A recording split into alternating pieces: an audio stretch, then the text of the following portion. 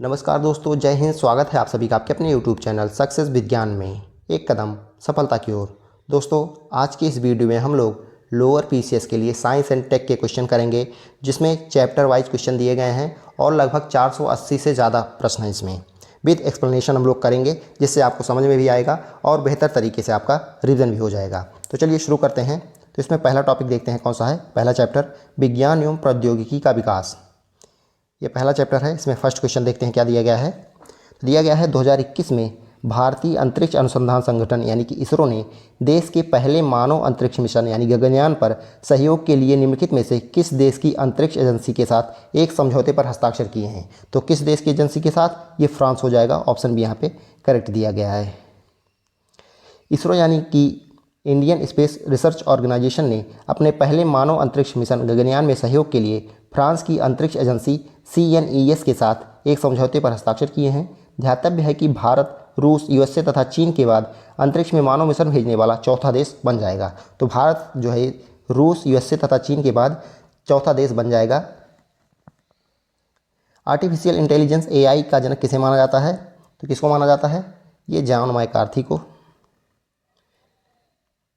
क्योंकि उन्होंने 1956 में कृत्रिम बुद्धिमत्ता यानी कि AI शब्द का प्रयोग किया था। भारत का मिसाइल मैन किसे कहा जाता है? सबको पता होगा, डॉक्टर APJ अब्दुल कलाम। इन्होंने विशेष रूप से अग्नि और पृथ्वी जैसे बैलिस्टिक मिसाइलों के विकास में प्रमुख भूमिका निभाई। वह 11वें राष्ट्रपति भी थे भारत के। इसरो की स्थापना कब हुई थी? तो इसरो की स्थापना कब हो जाएगी? 1969 में, 1969 में। एग्जैक्ट पूछें तो 15 अगस्त 1969 को इसकी स्थापना हुई थी। भारतीय राष्ट्रीय अंतरिक्ष अनुसंधान समिति यानी इंकॉस्पर के स्थान पर इसकी स्थापना हुई थी। इंकॉस्पर की स्थापना कब हुई थी? 1962 में डॉक्टर विक्रम साराभाई की अध्यक्षता में हुई थी। इसका मुख्यालय जो है बेंगलुरु कर्नाटका में है। डॉक्टर विक्रम साराभाई को भारतीय अंतरिक्ष कार्यक्रम का जनक माना जाता है। ये भी ध्यान रखना है आपको। आगे देखते हैं। 5G तकनीक में G का पूर्ण रूप क्या है? तो जनरेशन हो जाएगा। सिंपल सा क्वेश्चन है। DNA की खोज किसने की थी? तभी पेपर में आया था आपके। किस में आया था? लेखपाल में। किसने की थी? फ्रेडरिक मिशर ने। DNA डीऑक्सीराइबोन्यूक्लिक एसिड की खोज फ्रेडरिक मिशर ने 1869 में की थी, जिसे उन्हें न्यूक्लिन कहा था। तो उन्होंने इसका नाम न्यूक्लिन दिया था। हालांकि DNA की प्रसिद्ध डबल हेलिक्स द्विकुंडलित संरचना की खोज जो है वाटसन और क्रिक ने 1953 में की थी। अगला है, भारत का पहला सुपर कंप्यूटर कौन सा है? भारत का पहला सुपर कंप्यूटर जो है परम 8000 हो जाएगा। परम 8000। इसको 1991 में पुणे स्थित centre for development of advance computing यानी CDAC द्वारा विकसित गया था, जिसके प्रमुख डॉक्टर विजय भटकर थे। ये भी ध्यान रखना है, इसके प्रमुख डॉक्टर विजय भटकर थे। परम 8000 को भारत में स्वदेशी रूप से विकसित पहला सुपर कंप्यूटर माना जाता है। आगे का क्वेश्चन देखते हैं। CRISPR-Cas9 तकनीक का मुख्य उपयोग किसमें होता है? CRISPR-Cas9 काफ़ी इंपॉर्टेंट क्वेश्चन है, तो ध्यान रखना है आपको। क्या हो जाएगा? जीन एडिटिंग में। Gene editing. CRISPR-Cas9 तकनीक का मुख्य उपयोग जो है जीन एडिटिंग में होता है। यह एक क्रांतिकारी जैव तकनीक उपकरण है, जिसके द्वारा वैज्ञानिक DNA विशिष्ट अनुक्रमों को सटीकता से हटाने, जोड़ने या बदलने का काम करते हैं, जिसका उपयोग आनुवंशिक रोगों के उपचार और कृषि में सुधार के लिए किया जा रहा है। तो काफ़ी अच्छी तकनीक है, ये ध्यान देना है आपको। अगला क्वेश्चन दिया गया है, नैनो टेक्नोलॉजी में नैनो का अर्थ कितने मीटर से संबंधित है? तो नैनो कितने मीटर होता है? ये 10⁻⁹ मीटर, 10⁻⁹ मीटर। तो 1 मीटर का 1 अरबवां हिस्सा होता है। अगला क्वेश्चन देखते हैं। भारत का पहला परमाणु परीक्षण स्माइलिंग बुद्धा कब हुआ था? यह भी काफ़ी इंपॉर्टेंट क्वेश्चन है। ये 1974। ऑप्शन है यहाँ पे करेक्ट हो जाएगा।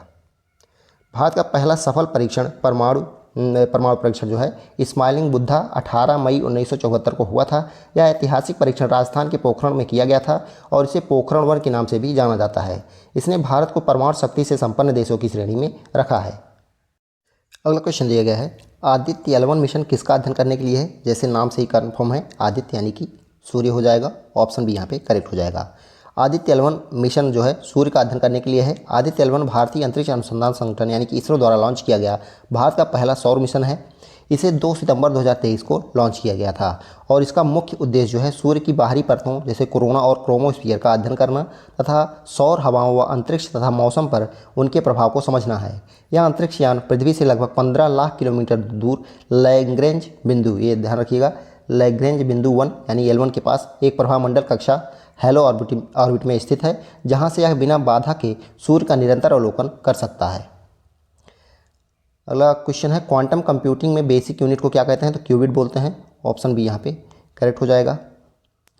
क्वांटम कंप्यूटिंग में बेसिक यूनिट को जो है क्यूबिट कहते हैं। क्लासिकल बिट 0 या 1 के विपरीत एक क्यूबिट सुपरपोजिशन के कारण एक ही समय में 0, 1 या दोनों 0 और 1 का मिश्रण अवस्थाओं में रह सकती हैं। तो या तो 0 या तो 1 या तो दोनों एक साथ, दोनों परिस्थितियों में एक साथ ही रह सकता है। एंटेगलमेंट वह घटना है जिसके द्वारा क्यूबिट आपस में जुड़े रहते हैं। भारत 3G मोबाइल सेवा सबसे पहला किस कंपनी ने शुरू की? भारत में जो है 3G मोबाइल सेवा सबसे पहले किस कंपनी ने शुरू की थी? तो ये BSNL ने। भारत में 3G मोबाइल सेवा सबसे पहले सरकारी कंपनी BSNL द्वारा शुरू की गई थी। यद्यपि 11 सितंबर 2008 को MTNL ने दिल्ली मुंबई में पहली 3G सेवा लॉन्च की थी, लेकिन देश भर में 3G सेवा को व्यापक रूप से प्रसारित करने का श्रेय जो है BSNL को जाता है, जिसने फरवरी 2009 में इसकी शुरुआत की। तो विकल्पों में MTNL है भी नहीं, इसलिए BSNL ही इसका सही उत्तर माना गया। मानव जीनोम प्रोजेक्ट का मुख्य उद्देश्य क्या था? मानव जीनोम प्रोजेक्ट, इसका मुख्य उद्देश्य क्या था? तो ये मानव DNA की पूरी मैपिंग। ऑप्शन यहाँ पे करेक्ट हो जाएगा। मानव genome project, human genome project का मुख्य उद्देश्य जो है मानव DNA की पूरी मैपिंग करना था, जिसके तहत DNA में मौजूद लगभग 3 बिलियन रासायनिक क्षार युग्मों के अनुक्रम को निर्धारित करना, सभी जीनों की पहचान करना और इस आनुवंशिक जानकारी को डेटाबेस में संग्रहित कर उसका विश्लेषण करना था। अगला क्वेश्चन दिया गया है, गगनयान किससे संबंधित है? गगनयान किससे संबंधित है? तो ये किससे संबंधित हो जाएगा? मानवयुक्त अंतरिक्ष यात्रा से। गगनयान मिशन भारतीय अंतरिक्ष अनुसंधान संगठन इसरो का पहला मानव अंतरिक्ष उड़ान मिशन है। इस मिशन का उद्देश्य 3 अंतरिक्ष यात्रियों के दल को पृथ्वी से लगभग 400 किलोमीटर ऊपर की कक्षा लो अर्थ ऑर्बिट यानी लियो में 3 दिनों के लिए भेजना और उन्हें सुरक्षित रूप से पृथ्वी पर वापस लाना है। गगनयान मिशन के लिए GSLV MK3 रॉकेट का उपयोग किया जाएगा। यह मिशन भारत को मानव अंतरिक्ष उड़ान में सक्षम देशों जैसे अमेरिका, चीन और रूस के विशिष्ट समूह में शामिल करेगा। अगला क्वेश्चन दिया गया है, निम्नलिखित में से क्या विज्ञान की प्रकृति के संदर्भ में सही नहीं है? तो क्या सही नहीं है पूछा गया है। पहला दिया गया है, विज्ञान हमेशा अस्थायी है, बिल्कुल सही, इसमें परिवर्तन होता रहता है। दूसरा, विज्ञान संदेहवाद को बढ़ावा देता है, ये भी सही है। तीसरा, विज्ञान तथ्यों के समुच्चय में के समतल है, तो यही गलत दिया गया है। बाकी विज्ञान सीखने के अंतः विषय क्षेत्र हैं, ये भी सही है, तो सी वाला यहाँ पे गलत दिया गया है। अगला चैप्टर है विज्ञान एवं प्रौद्योगिकी का दैनिक जीवन में अनुप्रयोग। इससे पहला क्वेश्चन देखते हैं, वॉशिंग मशीन का कार्य सिद्धांत किस पर आधारित है? तो वॉशिंग मशीन जो है ये अपकेंद्रीकरण पर आधारित होता है। वॉशिंग मशीन अपकेंद्री बल के सिद्धांत पर कार्य करती है। यह एक ऐसी प्रक्रिया है जिसमें मशीन के ड्रम बहुत तेज गति से घूमते हैं और गीले कपड़ों से मैल सहित पानी को अलग करने के लिए बाहर की ओर अपकेंद्री बल लगाता है। तो सिंपल सा क्वेश्चन है। आगे क्वेश्चन देखते हैं, निम्नलिखित में से किस उपकरण का उपयोग भूमिगत जल दबाव को मापने और जल गुणवत्ता परीक्षण के लिए पानी का नमूना लेने के लिए किया जाता है? तो इसमें कौन सा करेक्ट हो जाएगा? इसमें हो जाएगा पोजीमीटर, इसको बोलते हैं पोजीमीटर। सागर की गहराई को मापने के लिए कौन सा उपकरण इस्तेमाल किया जाता है? तो ये हो जाएगा फायदोमीटर। यूडियोमीटर द्वारा गैस मिश्रण की मात्रा में परिवर्तन, तो यूडियोमीटर से क्या होता है? गैस मिश्रण की मात्रा में परिवर्तन। तथा बैरोमीटर द्वारा वायुमंडलीय दाब मापा जाता है। पेरिस्कोप का प्रयोग पनडुब्बियों में जल की सतह के ऊपर का दृश्य देखने के लिए किया जाता है। अगला क्वेश्चन है, terminal Doppler weather radar TDWR किस लिए प्रयुक्त किया जाता है? तो TDWR जो है ये किस लिए प्रयुक्त होगा? ये होगा खराब मौसम में हवाई जहाज़ों को उतारने में। अगला है, निम्नलिखित में से किस यंत्र का उपयोग अवशोषित या विकसित ऊष्मा को मापने के लिए किया जाता है? तो इसमें कौन सा करेक्ट हो जाएगा? हो जाएगा कैलोरीमीटर। ढालू सड़क पर पत्थर लुढ़काना ऊर्ध्व ऊपर की ओर उठाने से अधिक आसान होता है, क्योंकि? तो ये क्यों होता है? आप सभी लोगों ने पढ़ा भी होगा। तो पत्थर को लुढ़काने में किया गया कार्य इसे उठाने की अपेक्षा कम होता है, इसीलिए। ऑप्शन यहाँ पे करेक्ट हो जाएगा। अगला क्वेश्चन है, माचिस की डिब्बी की सतह से जब माचिस की तीली टकराती है तो ऊर्जा का कौन सा रूप एक चमकीली लौ में प्रज्वलित होने का कारण बनता है? तो ये रासायनिक ऊर्जा, ऑप्शन सी यहाँ पे करेक्ट हो जाएगा। माचिस की तीली पर लगा पदार्थ पोटेशियम क्लोरेट तथा माचिस की डिब्बी पर लगे पदार्थ को लाल फास्फोरस कहते हैं। स्थिर गति से दौड़ रही एक रेलगाड़ी में बैठा यात्री लंबवत ऊपर की दिशा में गेंद फेंकता है, वह गेंद कहाँ पे गिरेगी? कहाँ पे गिरेगी? यात्री के हाथों में ही गिरेगी। जो है क्योंकि रेलगाड़ी में बैठे यात्री का वेग जो है रेलगाड़ी के वेग के समान होगा। लैक्टोमीटर निम्नलिखित में से किस सिद्धांत पर कार्य करता है? तो लैक्टोमीटर जो है ये आर्किमिडीज के सिद्धांत पर कार्य करता है। ऑप्शन डी यहाँ पे करेक्ट हो जाएगा। लैक्टोमीटर से दूध की शुद्धता मापी जाती है या पानी के संबंध में दूध का सापेक्षिक घनत्व निर्धारित करता है या शुद्ध दूध में तैरता है जबकि दूध अशुद्ध होने पर डूब जाता है? निम्नलिखित में से किस उद्देश्य के लिए प्रस्रव्य तरंगों अल्ट्रासाउंड वेव का प्रयोग नहीं किया जाता है? तो किसके लिए नहीं किया जाता है? तो ये चमगादड़ द्वारा अपने शिकार का पता लगाने में किया जाता है, जलप्रोत द्वारा समुद्र की तह की गहराई ज्ञात करने में भी किया जाता है, मानव शरीर के आंतरिक अंगों में दोषों का निदान करना, जबकि आकाशीय क्षेत्र में वायुयान का पता लगाना ये इसका कार्य नहीं है। तो ऑप्शन डी यहाँ पे करेक्ट हो जाएगा। अगला क्वेश्चन है, अन्य परंपरागत तरीकों की तुलना में प्रेशर कुकर में खाना बनाने का काम तेज़ी से क्यों होता है? तो ये क्यों होता है ये आपको बताना है। यहाँ पे क्या करेक्ट हो जाएगा? कुकर के अंदर उच्च दबाव और अधिक क्वथनांक तेज़ी से खाना पकाने में सक्षम बनाता है। तो ऑप्शन सी यहाँ पे करेक्ट हो जाएगा। अगला दिया गया है, दो कांच के गिलास एक दूसरे से एक के अंदर दूसरा चिपक जाते हैं, उन्हें कैसे अलग किया जा सकता है? तो कैसे अलग किया जाएगा? तो बाहरी गिलास को गर्म पानी में डालकर अलग किया जा सकता है। अगला क्वेश्चन दिया गया है, निकट दृष्टिदोष को ठीक करने के लिए किस प्रकार के लेंस का उपयोग किया जाता है? तो इसमें क्या करेक्ट होगा? अवतल लेंस का। निकट दृष्टिदोष जिसको मायोपिया बोलते हैं, आंखों से संबंधित बीमारी है। इसमें दूर की वस्तुएं स्पष्ट देखने में परेशानी होती है। इस परेशानी में आंख की पुतली का आकार जो है बढ़ जाता है, क्योंकि दूर रखी वस्तु का प्रतिबिंब दृष्टिपटल यानी रेटिना पर ना बनकर दृष्टिपटल के सामने बनता है। इस रोग से ग्रसित व्यक्ति अवतल लेंस के चश्मे का प्रयोग करते हैं। समुद्र जल के नीला रंग होने का क्या कारण है? तो समुद्र का जल जो है नीला क्यों दिखाई पड़ता है? पानी द्वारा रोशनी का छितराव। ऑप्शन बी यहाँ पे करेक्ट हो जाएगा। अगला क्वेश्चन देखते हैं, डायनमो ऊर्जा परिवर्तित करता है। तो डायनमो जो है ऊर्जा परिवर्तित करता है यांत्रिक को वैद्युत में। ऑप्शन सी यहाँ पे करेक्ट हो जाएगा। इसका आविष्कार जो है माइकल फैराडे ने किया था। डायनमो का आविष्कार जो है माइकल फैराडे ने किया था। डायनमो जो है विद्युत चुंबकीय प्रेरण सिद्धांत पर कार्य करता है। विद्युत बल्ब के फिलामेंट को बनाने के लिए सबसे अधिक उपयोग की जाने वाली सामग्री कौन सी है? तो ये है टंगस्टन। तो ऑप्शन बी यहाँ पे करेक्ट हो जाएगा। विद्युत और प्रतिरोध को मापने के लिए निम्नलिखित में से किस उपकरण का इस्तेमाल किया जाता है? विद्युत प्रतिरोध ये जो है ओम मीटर। वोल्ट मीटर से जो है दो बिंदुओं के बीच विभवांतर, अमीटर से विद्युत धारा को मापने का अंतर है ये। गैल्वेनोमीटर विद्युत परिपथ में विद्युत धारा की उपस्थिति बताता है। एसी को डीसी प्रत्यावर्ती धारा को दृश्य धारा में परिवर्तित करने के लिए निम्नलिखित में से किस उपकरण का प्रयोग किया जाता है? तो किसका उपयोग किया जाता है? ये रेक्टिफायर का उपयोग किया जाता है। ऑप्शन डी यहाँ पे करेक्ट हो जाएगा। निम्नलिखित में से कौन सा उपकरण विद्युत ऊर्जा को यांत्रिक ऊर्जा में परिवर्तित करता है? तो इसमें से कौन सा ही हो जाएगा? Electric motor. इसका उपयोग विद्युत पंखा, कपड़ा धोने की मशीन आदि में किया जाता है। विद्युत मोटर फैराडे के प्रेरण सिद्धांत पर आधारित है। सर्किट में विद्युत की उपस्थिति का पता लगाने के लिए निम्नलिखित में से किस उपकरण का प्रयोग किया जाता है? तो इसमें कौन सा करेक्ट हो जाएगा? गैल्वेनोमीटर। अभी बताया गया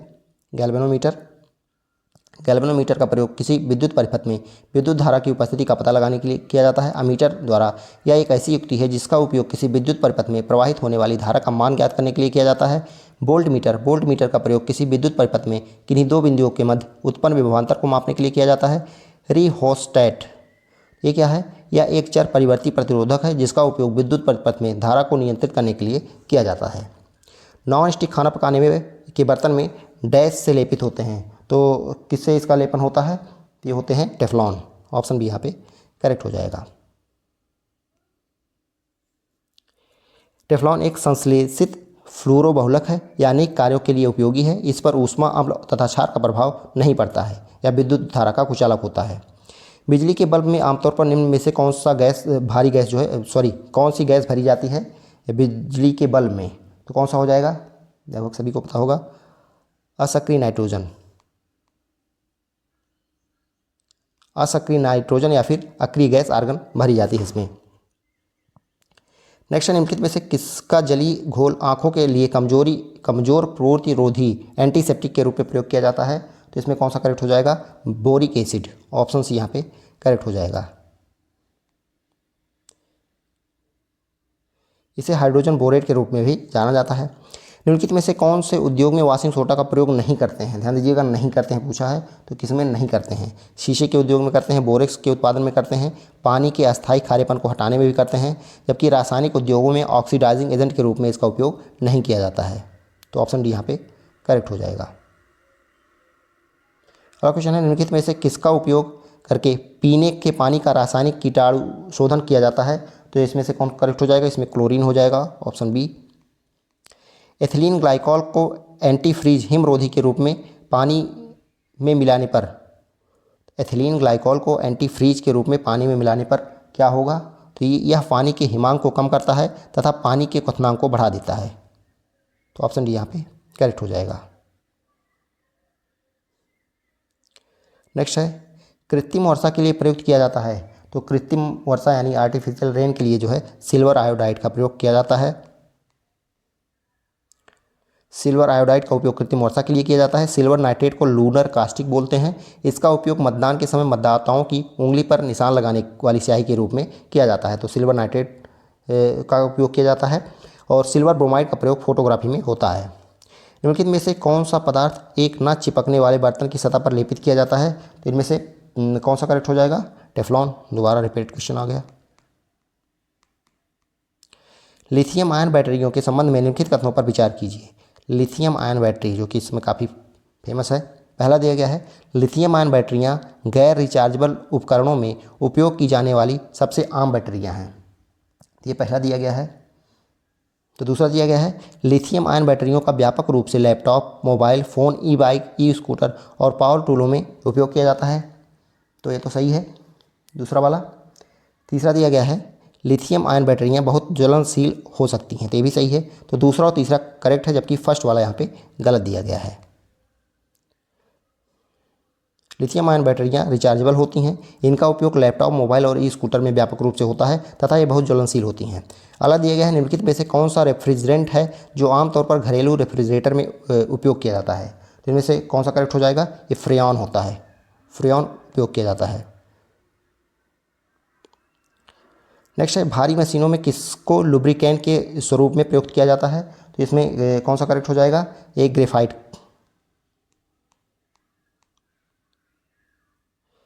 नेक्स्ट है, संश्लिष्ट अपमार्जक यानी सिंथेटिक डिटर्जेंट के बारे में निम्नलिखित में से कौन सा कथन सही है? तो इनमें से कौन सा सही है? यह मृदु और कठोर जल दोनों के साथ काम करते हैं, सिंथेटिक डिटर्जेंट। तो ऑप्शन यहाँ पे करेक्ट हो जाएगा। अगला है, पानी को शुद्ध करने के लिए आमतौर पर इस्तेमाल किया जाने वाला रासायनिक तरीका निम्नलिखित में से कौन सा है? तो इनमें से कौन सा हो जाएगा?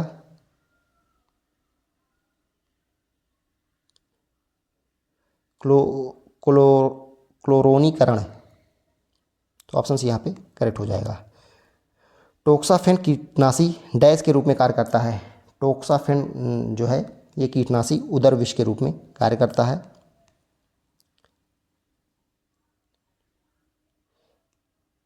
अगला है, मस्तिष्क में उत्पन्न विद्युत गतिविधि की ग्राफिक रिकॉर्डिंग को क्या कहते हैं? ध्यान दीजिएगा, मस्तिष्क में उत्पन्न विद्युत गतिविधि की ग्राफिक रिकॉर्डिंग को क्या कहते हैं?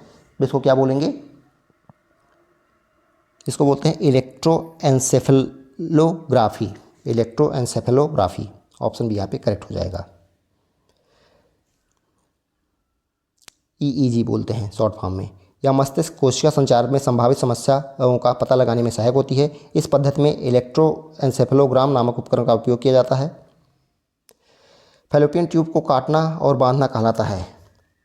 तो ये क्या कहलाएगा? ट्यूबेक्टोमी कहलाता है। ऑप्शन यहाँ पे करेक्ट हो जाएगा। यह महिलाओं में गर्भ निरोधक का अस्थायी तरीका है।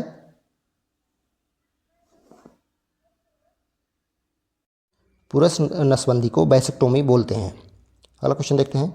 कुपोषण की समस्या से लड़ने के लिए भारत सरकार हाल के दिनों में डबल फोर्टिफाइड नमक के इस्तेमाल को बढ़ावा दे रही है। निम्नलिखित में से कौन से 2 खनिज डबल फोर्टिफाइड नमक के उपयोग में जो है उपयोग किए जाते हैं? तो कौन कौन से किए जाते हैं? आयरन और आयोडीन। ऑप्शन सी यहाँ पे करेक्ट हो जाएगा।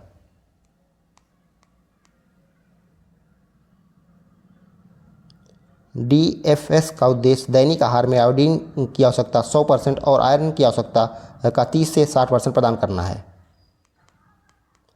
अगला क्वेश्चन है, बैसिलस थोरिनजिएंसिस BT का उपयोग करके किसे प्रभावी ढंग से नियंत्रित किया जाता है? तो ये इसमें कौन सा करेक्ट हो जाएगा? ये हो जाएगा कैटरपिलर को। रोगी को रेडियोलॉजिकल विकिरण चिकित्सात्मक किरण परीक्षण के से पहले निम्नलिखित में से कौन सा घोल पीने का निर्देश दिया जाता है? तो ये होता है बेरियम सल्फेट। CT स्कैन वगैरह के पहले ये पिलाया जाता है। ज्वारनाशक दवाओं का प्रयोग निम्नलिखित में से किसके लिए किया जाता है? तो कौन सा हो जाएगा इसमें? बुखार कम करने के लिए। अगला दिया गया है, पेनिसिलिन जिसे एंटीबायोटिक के रूप में प्रयोग किया जाता है प्राप्त किया जाता है। तो काफ़ी पहले क्वेश्चन पूछा जाता है। ये कवक से यानी कि फंगस से प्राप्त किया जाता है। पेनिसिलिन बैक्टीरिया की कोशिका भित्ति में हस्तक्षेप करके कम करता है। पेनिसिलिन की खोज का श्रेय जो है अलेक्जेंडर फ्लेमिंग को दिया जाता है। अगला है, कैंसर के ट्यूमर के उपचार के लिए किस रेडियो आइसोटॉप का प्रयोग किया जाता है? तो इसमें किसका प्रयोग किया जाता है? कोबाल्ट 60 का। तो ऑप्शन यहाँ पे करेक्ट हो जाएगा, कोबाल्ट 60।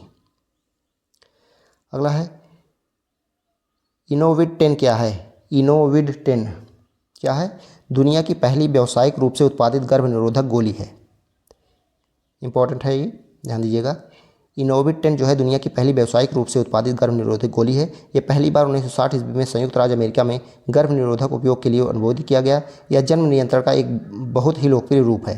अगला है, निम्नलिखित मानव निर्मित रेशों में से कौन सा कृत्रिम रेशम कहलाता है? इनमें से कौन सा कृत्रिम रेशम कहलाता है? तो रेयॉन हो जाएगा।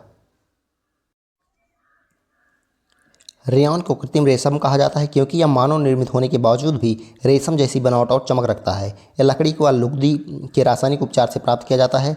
इसलिए इसे पुनर्जीवित सेलुलोज रेशा भी कहते हैं। अगला यह है, कपास का बहुलक है। तो कपास का बहुलक जो हो जाएगा ये होता है सेलुलोज। ऑप्शन यहाँ पे करेक्ट हो जाएगा। आहारी रेशे, तो आहारी रेशे जो है ये रुक्षांश भी कहलाते हैं। आहारी रेशे को रुक्षांश बोलते हैं। आहारी रेशे को रुक्षांश या रफेज कहा जाता है। रुक्षांश या रफेज या पादप आधारित खाद्य पदार्थों जैसे फल, सब्जियां, साबुत अनाज का वह हिस्सा है जिसे मानव पाचन तंत्र नहीं पचा सकता है। अधिकांश आहारी रेशे पौधे की कोशिकाओं की दीवार के घटक होते हैं जिनमें मुख्य रूप से सेलुलोज शामिल होता है। कार्य, ये बिना पचे भोजन को शरीर से बाहर निकालने और कब्ज को रोकने में सहायक होते हैं। निम्नलिखित में से कौन सा एक प्राकृतिक रेशा नहीं है? प्राकृतिक रेशा इनमें से कौन सा नहीं है ये पूछा गया है। तो कॉटन है, सिल्क है, जूट है, जबकि एक्रिलिक जो है ये कृत्रिम रेशा है, प्राकृतिक रेशा नहीं है। दैनिक जीवन में मोबाइल की बैटरी चार्ज करने के लिए मुख्य रूप से किस प्रक्रिया का उपयोग किया जाता है? तो ये विद्युत ऊर्जा को रासायनिक ऊर्जा में बदलना। ऑप्शन भी यहाँ पे करेक्ट हो जाएगा। फ्रिज में खाद्य पदार्थों को ठंडा रखने के लिए किस सिद्धांत का उपयोग किया जाता है? इसमें कौन सा करेक्ट हो जाएगा? हो जाएगा ऊष्मा स्थानांतरण, वाष्पीकरण द्वारा शीतलन, संपीड़न द्वारा ऊष्मा उत्सर्जन। तो ये सभी हो जाएगा। ऑप्शन डी यहाँ पे करेक्ट हो जाएगा। दैनिक जीवन में LED बल्ब ऊर्जा बचत के लिए क्यों उपयोगी है? तो क्यों उपयोगी है? क्योंकि कम विद्युत खपत और अधिक प्रकाश। ऑप्शन यहाँ पे करेक्ट हो जाएगा। ये 75 से 90% कम बिजली का खपत करता है। माइक्रोवेव ओवन में भोजन गर्म करने की प्रक्रिया किस पर आधारित है? तो इसमें किस पर आधारित होता है? ये होता है ऊष्मा अवशोषण द्वारा अणुओं का कंपन। ऑप्शन डी यहाँ पे करेक्ट हो जाएगा। अगला है, स्मार्टफोन में टच स्क्रीन किस प्रौद्योगिकी पर कार्य करती है? तो ये कैपेसिटिव या रेजिस्टिव टच पर।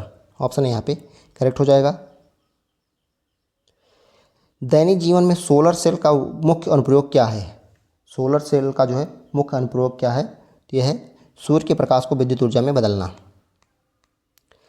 अगला टॉपिक है, विज्ञान एवं प्रौद्योगिकी में भारतीयों की उपलब्धियाँ। तीसरा चैप्टर है ये, इसमें पहला क्वेश्चन दिया गया है, भारत ने चंद्रयान-3 मिशन के सफल लैंडिंग के साथ चंद्रमा के दक्षिणी ध्रुव पर लैंडिंग करने वाला पहला देश बनकर कब विश्व में इतिहास रचा। तो ये कब बना था भारत, ये 23 अगस्त 2023 को। तो ऑप्शन बी यहाँ पे करेक्ट हो जाएगा, 23 अगस्त 2023।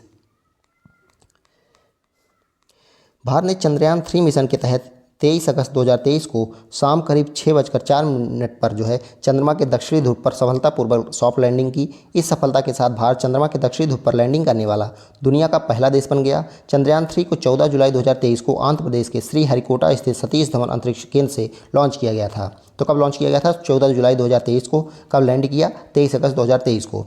इस गौरवशाली उपलब्धि की याद में भारत सरकार ने हर साल 23 अगस्त को राष्ट्रीय अंतरिक्ष दिवस जो है इसके रूप में बनाने की घोषणा की है। मंगल ग्रह पर पहुंचने वाला पहला भारतीय मिशन कौन सा था, तो ये मंगलयान था। ऑप्शन बी यहाँ पे करेक्ट हो जाएगा। इसे जो है मार्स ऑर्बिटर मिशन के रूप में भी जाना जाता है। इसे भारतीय अंतरिक्ष अनुसंधान यानी इसरो द्वारा 5 नवंबर 2013 को श्रीहरिकोटा से लॉन्च किया गया था। भारत ने 24 सितंबर 2014 को अपनी पहले ही प्रयास में मंगल की कक्षा में प्रवेश कर एक नया विश्व रिकॉर्ड बनाया था। तो 5 नवंबर 2023 को प्रक्षेपित किया गया था, 24 सितंबर 2014 को ये पहुंचा था। इस सफलता के साथ भारत मंगल पर पहुंचने वाला पहला एशियाई देश और दुनिया का चौथा जो है देश बन गया। इसके पहले कौन कौन थे, नासा था, सोवियत संघ और यूरोपीय अंतरिक्ष एजेंसी। भारत का स्वदेशी नेविगेशन सिस्टम क्या कहलाता है, भारत का स्वदेशी नेविगेशन सिस्टम जो है कौन सा हो जाएगा, हो जाएगा नाविक, IRNSS इरनस।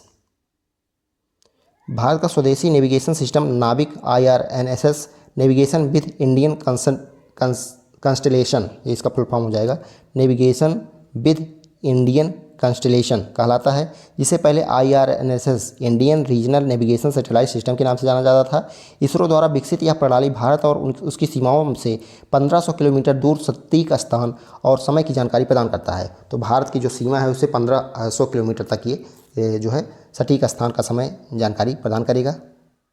भारत ने एक साथ कितने उपग्रहों का रिकॉर्ड प्रक्षेपण PSLV C-37 द्वारा किया था, तो ये कितने का किया था, तो ये एक साथ 104 उपग्रहों का।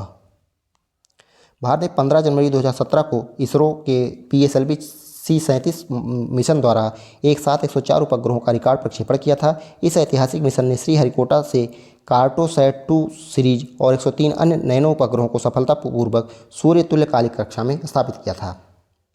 भारत का पहला मानव अंतरिक्ष मिशन का क्या नाम है, तो कौन सा यहाँ पे करेक्ट हो जाएगा, हो जाएगा गगनयान। तो ये गगनयान है। भारतीय अंतरिक्ष अनुसंधान संगठन इसरो द्वारा विकसित इस मिशन का उद्देश्य 3 अंतरिक्ष यात्रियों को 400 किलोमीटर की निम्न पृथ्वी कक्षा यानी लियो में भेजना और उन्हें सुरक्षित वापस लाना है। भारत इस मिशन की सफलता के साथ ही अमेरिका, रूस और चीन के बाद मानव को अंतरिक्ष में भेजने वाला दुनिया का चौथा देश बन जाएगा। अगला है पोखरण 2 परमाणु परीक्षण भारत ने कब किए थे, पोखरण 2 ये किया था 11-13 मई 1998 को। ऑप्शन यहाँ पे करेक्ट हो जाएगा। इन परीक्षणों को ऑपरेशन शक्ति कोड नाम दिया गया था। प्रधानमंत्री अटल बिहारी वाजपेयी के नेतृत्व में 11 मई को 3 और 13 मई को 2 कुल 5 सफल परमाणु परीक्षण किए गए थे। इस ऐतिहासिक उपलब्धि के कारण हर 11 मई को राष्ट्रीय प्रौद्योगिकी दिवस मनाया जाता है। तो इसलिए 11 मई को राष्ट्रीय प्रौद्योगिकी दिवस मनाया जाता है। भारत में कोविड-19 वैक्सीन कोवैक्सीन किस संस्था ने विकसित की थी, तो कोवैक्सीन ने जो है ये भारत बायोटेक ने विकसित किया था, जिसे BBV-152 के नाम से भी जाना जाता है। इसे हैदराबाद स्थित भारत बायोटेक ने भारतीय चिकित्सा अनुसंधान परिषद ICMR और राष्ट्रीय विषाणु विज्ञान संस्थान NIB के सहयोग से विकसित किया गया है। यह एक इनएक्टिव वैक्सीन है, जिसका अर्थ है कि इसे मृत वायरस का उपयोग करके बनाया गया है ताकि शरीर की प्रतिरक्षा प्रणाली जो है सक्रिय हो सके। भारत का पहला सुपर कंप्यूटर परम सिद्धि AI किस क्षेत्र में उपयोगी है, तो हो जाएगा AI और हाई परफॉर्मेंस कंप्यूटिंग, मौसम पूर्वानुमान, अंतरिक्ष अनुसंधान, इनमें से सही। तो ये AI सुपर कंप्यूटर है ये पहला। भारत का पहला सुपर कंप्यूटर परम सिद्धि AI मुख्य रूप से AI और हाई परफॉर्मेंस कंप्यूटिंग के लिए डिज़ाइन किया गया है, लेकिन यह बहुविषयक मौसम पूर्वानुमान, अंतरिक्ष अनुसंधान क्षेत्रों में उपयोगी है। यह नवंबर 2020 में स्थापित किया गया था। AI और हाई परफॉर्मेंस कंप्यूटिंग में डीप लर्निंग, विजुअल कंप्यूटिंग और वर्चुअल रियलिटी जैसे AI कार्यों को संपादित किया जाता है। सीवी रमन को नोबेल पुरस्कार किस खोज के लिए मिला था? तो रमन इफेक्ट के लिए मिला था। ऑप्शन यहाँ पे करेक्ट हो जाएगा। 28 फरवरी 1928 को उन्होंने प्रकाश के प्रकीर्णन पर यह खोज की थी, जिसे रमन प्रभाव कहा गया। इस खोज के लिए 1930 में उन्हें भौतिकी में नोबेल पुरस्कार से सम्मानित किया गया। इस खोज के सम्मान में हर साल 28 फरवरी को जो है राष्ट्रीय विज्ञान दिवस मनाया जाता है। तो इसी खोज के लिए 28 फरवरी को राष्ट्रीय विज्ञान दिवस मनाया जाता है। अगला है, भारत में शून्य की अवधारणा किसने विकसित की? शून्य की अवधारणा किसने विकसित की? तो आर्यभट्ट ने। ऑप्शन यहाँ पे।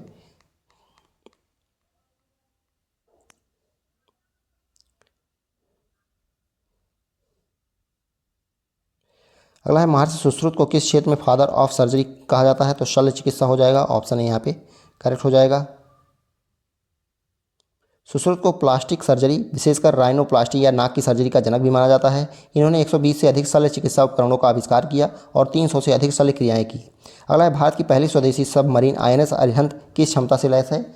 आईएनएस अरिहंत जो है ये किससे लैस है? ये परमाणु त्रयी से लैस है। भारत की पहली स्वदेशी सबमरीन आईएनएस अरिहंत। तो ये जो है परमाणु त्रयी यानी न्यूक्लियर ट्रायड क्षमता, यानी भूमि, वायु और समुद्र से परमाणु हमला से लैस है। अर्थात परमाणु त्रयी का अर्थ है कि इससे भारतीय सेना में शामिल होने से भारत जमीन, हवा और समुद्र तीनों जगहों से परमाणु हथियार प्रक्षेपण की क्षमता न्यूक्लियर ट्रायड वाला देश बन गया है। आईएनएस अरिहंत भारत की पहली परमाणु ऊर्जा से चलने वाली बैलिस्टिक मिसाइल पनडुब्बी है, जो समुद्र के नीचे से भी परमाणु मिसाइल दागने में सक्षम है। यह 83 मेगावाट के परमाणु ऊर्जा रिएक्टर द्वारा संचालित होती है। अगला क्वेश्चन दिया गया है, भारत का चंद्रयान 3 मिशन मुख्य रूप से किस उपलब्धि के लिए प्रसिद्ध है? तो ये किसके लिए प्रसिद्ध हो जाएगा? चंद्रमा के दक्षिणी ध्रुव पर सफल लैंडिंग के लिए ये पहला देश बना था भारत। 23 अगस्त 2023 को ये लैंड किया था साउथ पोल पर।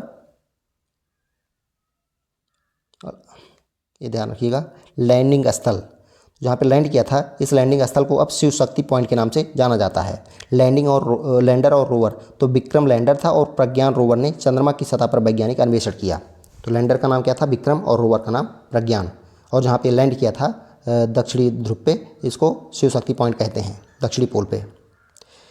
प्रौद्योगिकी व स्वदेशीकरण, ये चौथा चैप्टर है, इसको देखते हैं। इसमें पहला क्वेश्चन दिया गया है, प्रौद्योगिकी के स्वदेशीकरण का मुख्य उद्देश्य क्या है?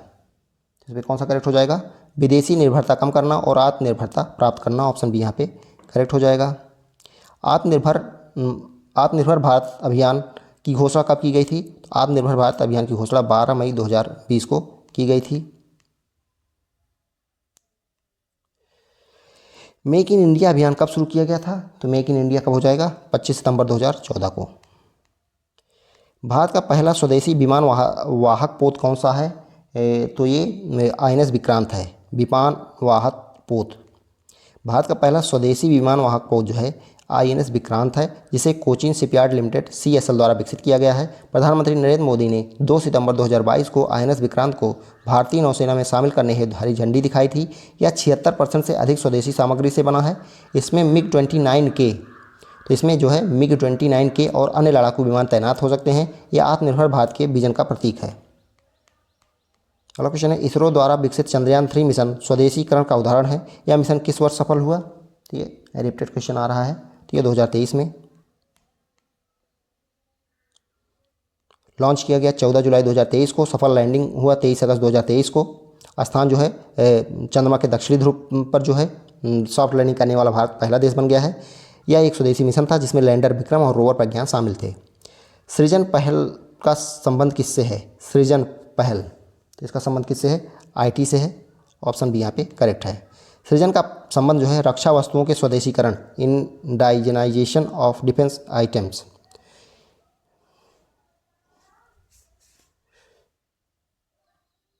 उद्देश्य क्या है? इस पहल का मुख्य उद्देश्य रक्षा सार्वजनिक क्षेत्र के उपक्रमों, DPSUs और सशस्त्र बलों द्वारा आयात की जाने वाली वस्तुओं को भारतीय उद्योगों, निजी एवं सार्वजनिक क्षेत्र के सहयोग से स्वदेशी रूप से विकसित करना है। पोर्टल रक्षा मंत्रालय ने सृजन DFNCE.gov.in नामक एक one stop shop online portal launch किया है, जो आत्मनिर्भर भारत के तहत मेक इन इंडिया कार्यक्रम को बढ़ावा देता है। कार्य क्या है? ये पोर्टल भारतीय विक्रेताओं को उन वस्तुओं के बारे में जानकारी प्रदान करता है जो पहले आयात की जाती थी और अब जिन्हें भारत में ही डिज़ाइन, विकसित और निर्मित किया जा सकता है। अगला चैप्टर है नवीन प्रौद्योगिकियों का विकास। इसमें पहला क्वेश्चन दिया गया है, क्वांटम कंप्यूटिंग में मुख्य रूप से किस सिद्धांत का उपयोग किया जाता है? क्वांटम कंप्यूटिंग में कौन सा हो जाएगा?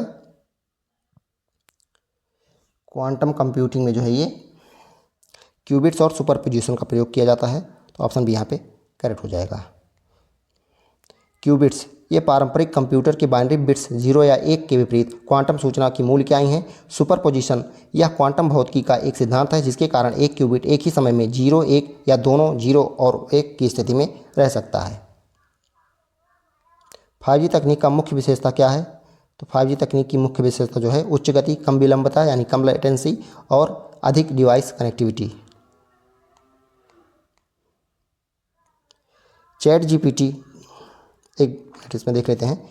तो अधिक डिवाइस कनेक्टिविटी, यह 4G की तुलना में प्रति वर्ग किलोमीटर 100 गुना अधिक डिवाइसेस को एक साथ कनेक्ट करने की क्षमता रखती है। चैट जीपीटी जैसी तकनीक किस क्षेत्र से संबंधित है? तो चैट जीपीटी कौन सा हो जाएगा ये? Artificial intelligence, AI।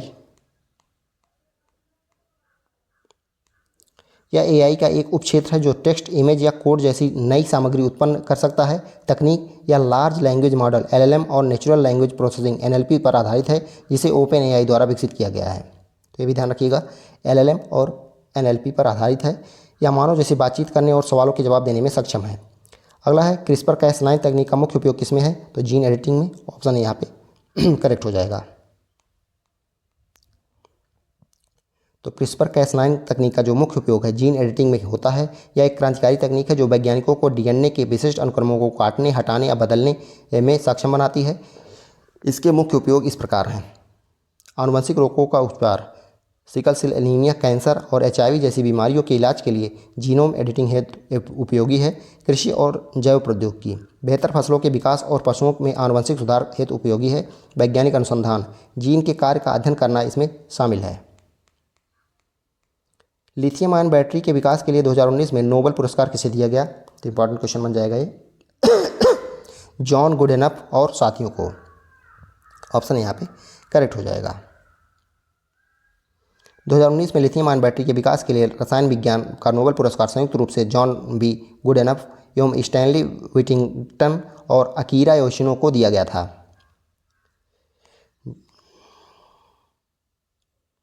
मेटावर्स मुख्य रूप से किस तकनीक पर आधारित है? मेटावर्स जो है ये किस तकनीक पर आधारित है? वर्चुअल रियलिटी और ऑगमेंटेड रियलिटी, VR और AR पर आधारित है। वर्चुअल रियलिटी क्या है? यह उपयोगकर्ताओं को पूरी तरह से एक डिजिटल दुनिया में ले जाती है। ऑगमेंटेड रियलिटी यानी AR क्या है? यह डिजिटल तत्वों को वास्तविक दुनिया के ऊपर रखती है। ये तकनीकें 3D आभासी दुनिया 3D वर्चुअल वर्ल्ड बनाने में सक्षम है जहां लोग अपने डिजिटल अवतारों के माध्यम से एक दूसरे से बातचीत कर सकते हैं। इसके अलावा मेटावर्स में ब्लॉकचेन, आर्टिफिशियल इंटेलिजेंस और 5G जैसी तकनीकों का भी उपयोग किया जाता है। अगला दिया गया है भारत में डिजिटल इंडिया कार्यक्रम का मुख्य उद्देश्य क्या है? तो डिजिटल इंडिया का जो है मुख्य कार्य जो है डिजिटल साक्षरता और इलेक्ट्रॉनिक गवर्नेंस को बढ़ावा देना, ये इसका कार्य है। अगला क्वेश्चन दिया गया है ब्लॉकचेन तकनीक का सबसे प्रसिद्ध उपयोग किसमें होता है? तो ब्लॉकचेन का जो है क्रिप्टो करेंसी जैसे कि बिटकॉइन में। ऑप्शन यहाँ पे करेक्ट हो जाएगा।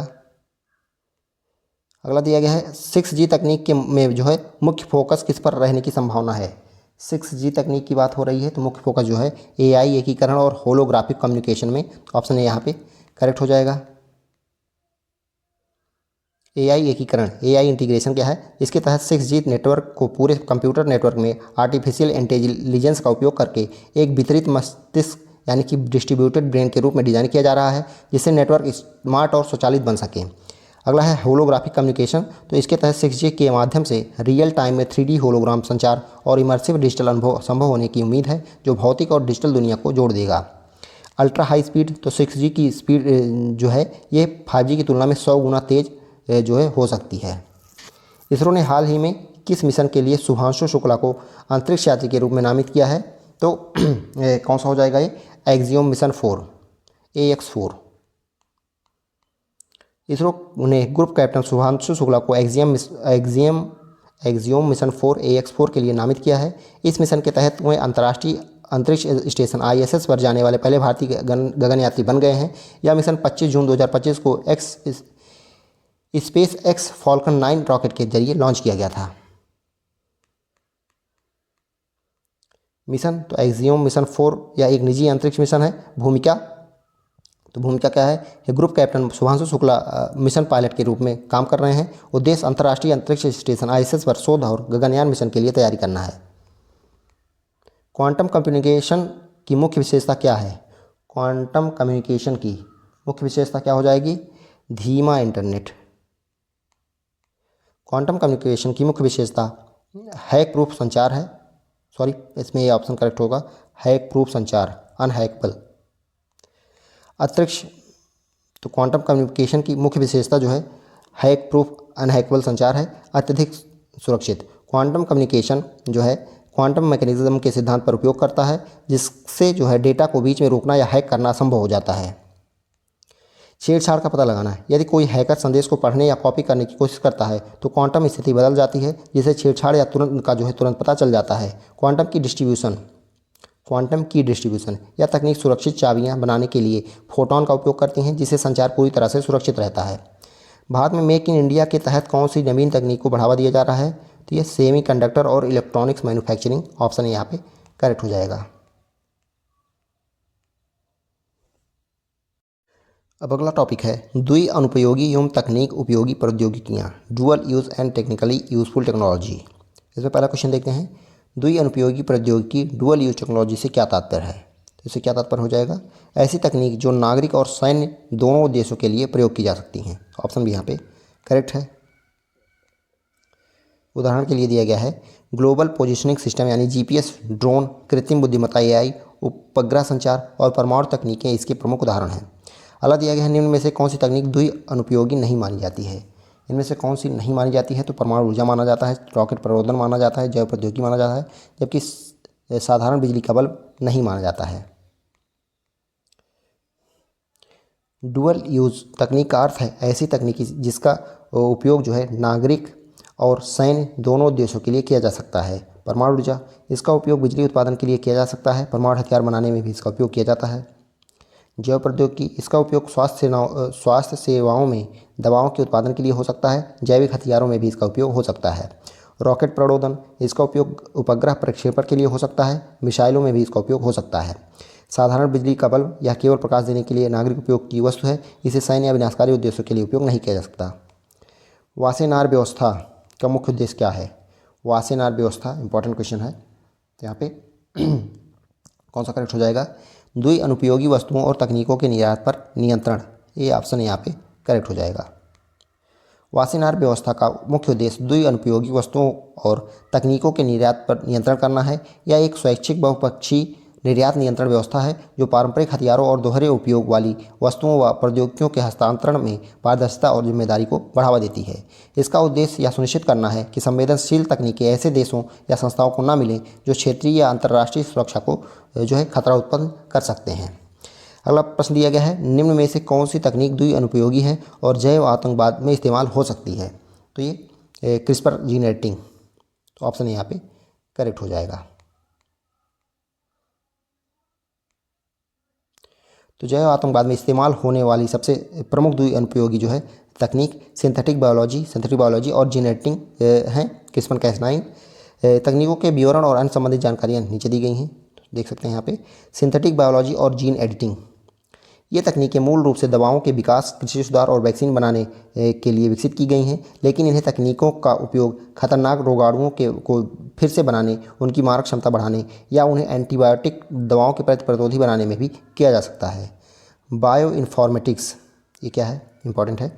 आनुवंशिक डेटा का उपयोग करके रोग जनकों को संशोधित करने की तकनीक है बायो इन्फॉर्मेटिक्स। द्वि अनुपयोगी का मतलब पहले ही बताया जा चुका है। जीपीएस, ग्लोबल पोजिशनिंग सिस्टम तकनीक का उपयोग मुख्य रूप से किस क्षेत्र में द्वि अनुपयोगी माना जाता है?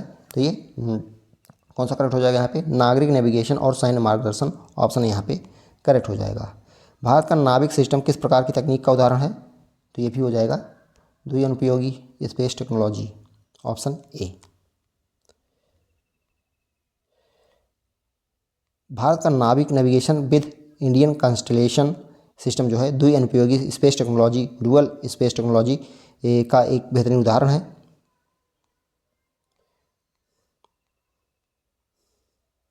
नाविक एक विशेष हिस्सा रिस्ट्रिक्टेड सर्विस के रूप में एन्क्रिप्टेड है, जिसे केवल रक्षा और सैन्य बलों के लिए डिजाइन किया गया है। 3D प्रिंटिंग तकनीक को द्वि अनुपयोगी क्यों माना जाता है? तो क्यों माना जाता है? यह हथियार और मेडिकल इम्प्लांट दोनों बना सकती है, तो ऑप्शन यहाँ पे करेक्ट हो जाएगा। 3D प्रिंटर का उपयोग घातक हथियार, ड्रोन के पुर्जे और मिसाइल कंपोनेंट बनाने के लिए किया जा सकता है। सैन्य उपकरणों के साथ ही व्यक्तिगत मेडिकल इम्प्लांट, कृत्रिम अंग और सर्जिकल उपकरण, नागरिक या मेडिकल बनाने के लिए भी इसका उपयोग किया जा सकता है। बहुमुखी प्रतिभा, एक ही प्रकार की तकनीक और सामग्री का उपयोग करके अलग अलग उद्देश्यों के लिए वस्तुएं बनाई जा सकती हैं, जिससे यह तकनीक सुरक्षा के लिए एक चुनौती और विकास के लिए एक अवसर दोनों है। AI को द्वि अनुपयोगी तकनीक क्यों कहा जाता है? तो ये स्वास्थ्य निदान और स्वायत्त हथियार दोनों में उपयोग के कारण। तो ऑप्शन यहाँ पे करेक्ट हो जाएगा। अगला है ड्रोन UAV तकनीक की का द्वि अनुपयोगी पहल क्या है? तो इसमें कौन सा करेक्ट हो जाएगा? ये कृषि सर्वेक्षण और सैन्य हमलों दोनों में इसका यूज होता है। नागरिक या कृषि उपयोग, तो ड्रोन का उपयोग फसलों की निगरानी, कीटनाशकों के छिड़काव, मैपिंग और कृषि सर्वेक्षण के लिए किया जाता है। सैन्य उपयोग में यही तकनीक, ये ड्रोन तकनीक जो है ये उसके उन्नत संस्करण टोही, सर्विलांस, सीमा सुरक्षा और हमले कॉम्बैट के लिए इस्तेमाल की जा सकते हैं। साइबर सुरक्षा तकनीक द्विअनुपयोगी क्यों मानी जाती है? तो ये क्यों मानी जाती है? डेटा सुरक्षा और हैकिंग दोनों में उपयोग हो सकती है, इसीलिए। परमाणु रिएक्टर से प्राप्त प्लूटोनियम का द्विअनुपयोगी क्या है? तो ये बिजली उत्पादन और परमाणु हथियार दोनों में यूज हो सकते हैं। नैनो टेक्नोलॉजी को द्विअनुपयोगी माना जाता है क्योंकि दवा वितरण और जैविक हथियार बनाना दोनों संभव है। आगे देखते हैं। भारत का मेक इन इंडिया कार्यक्रम द्विअनुपयोगी तकनीकों को बढ़ावा दे रहा है। तो ये रक्षा और नागरिक क्षेत्र दोनों में।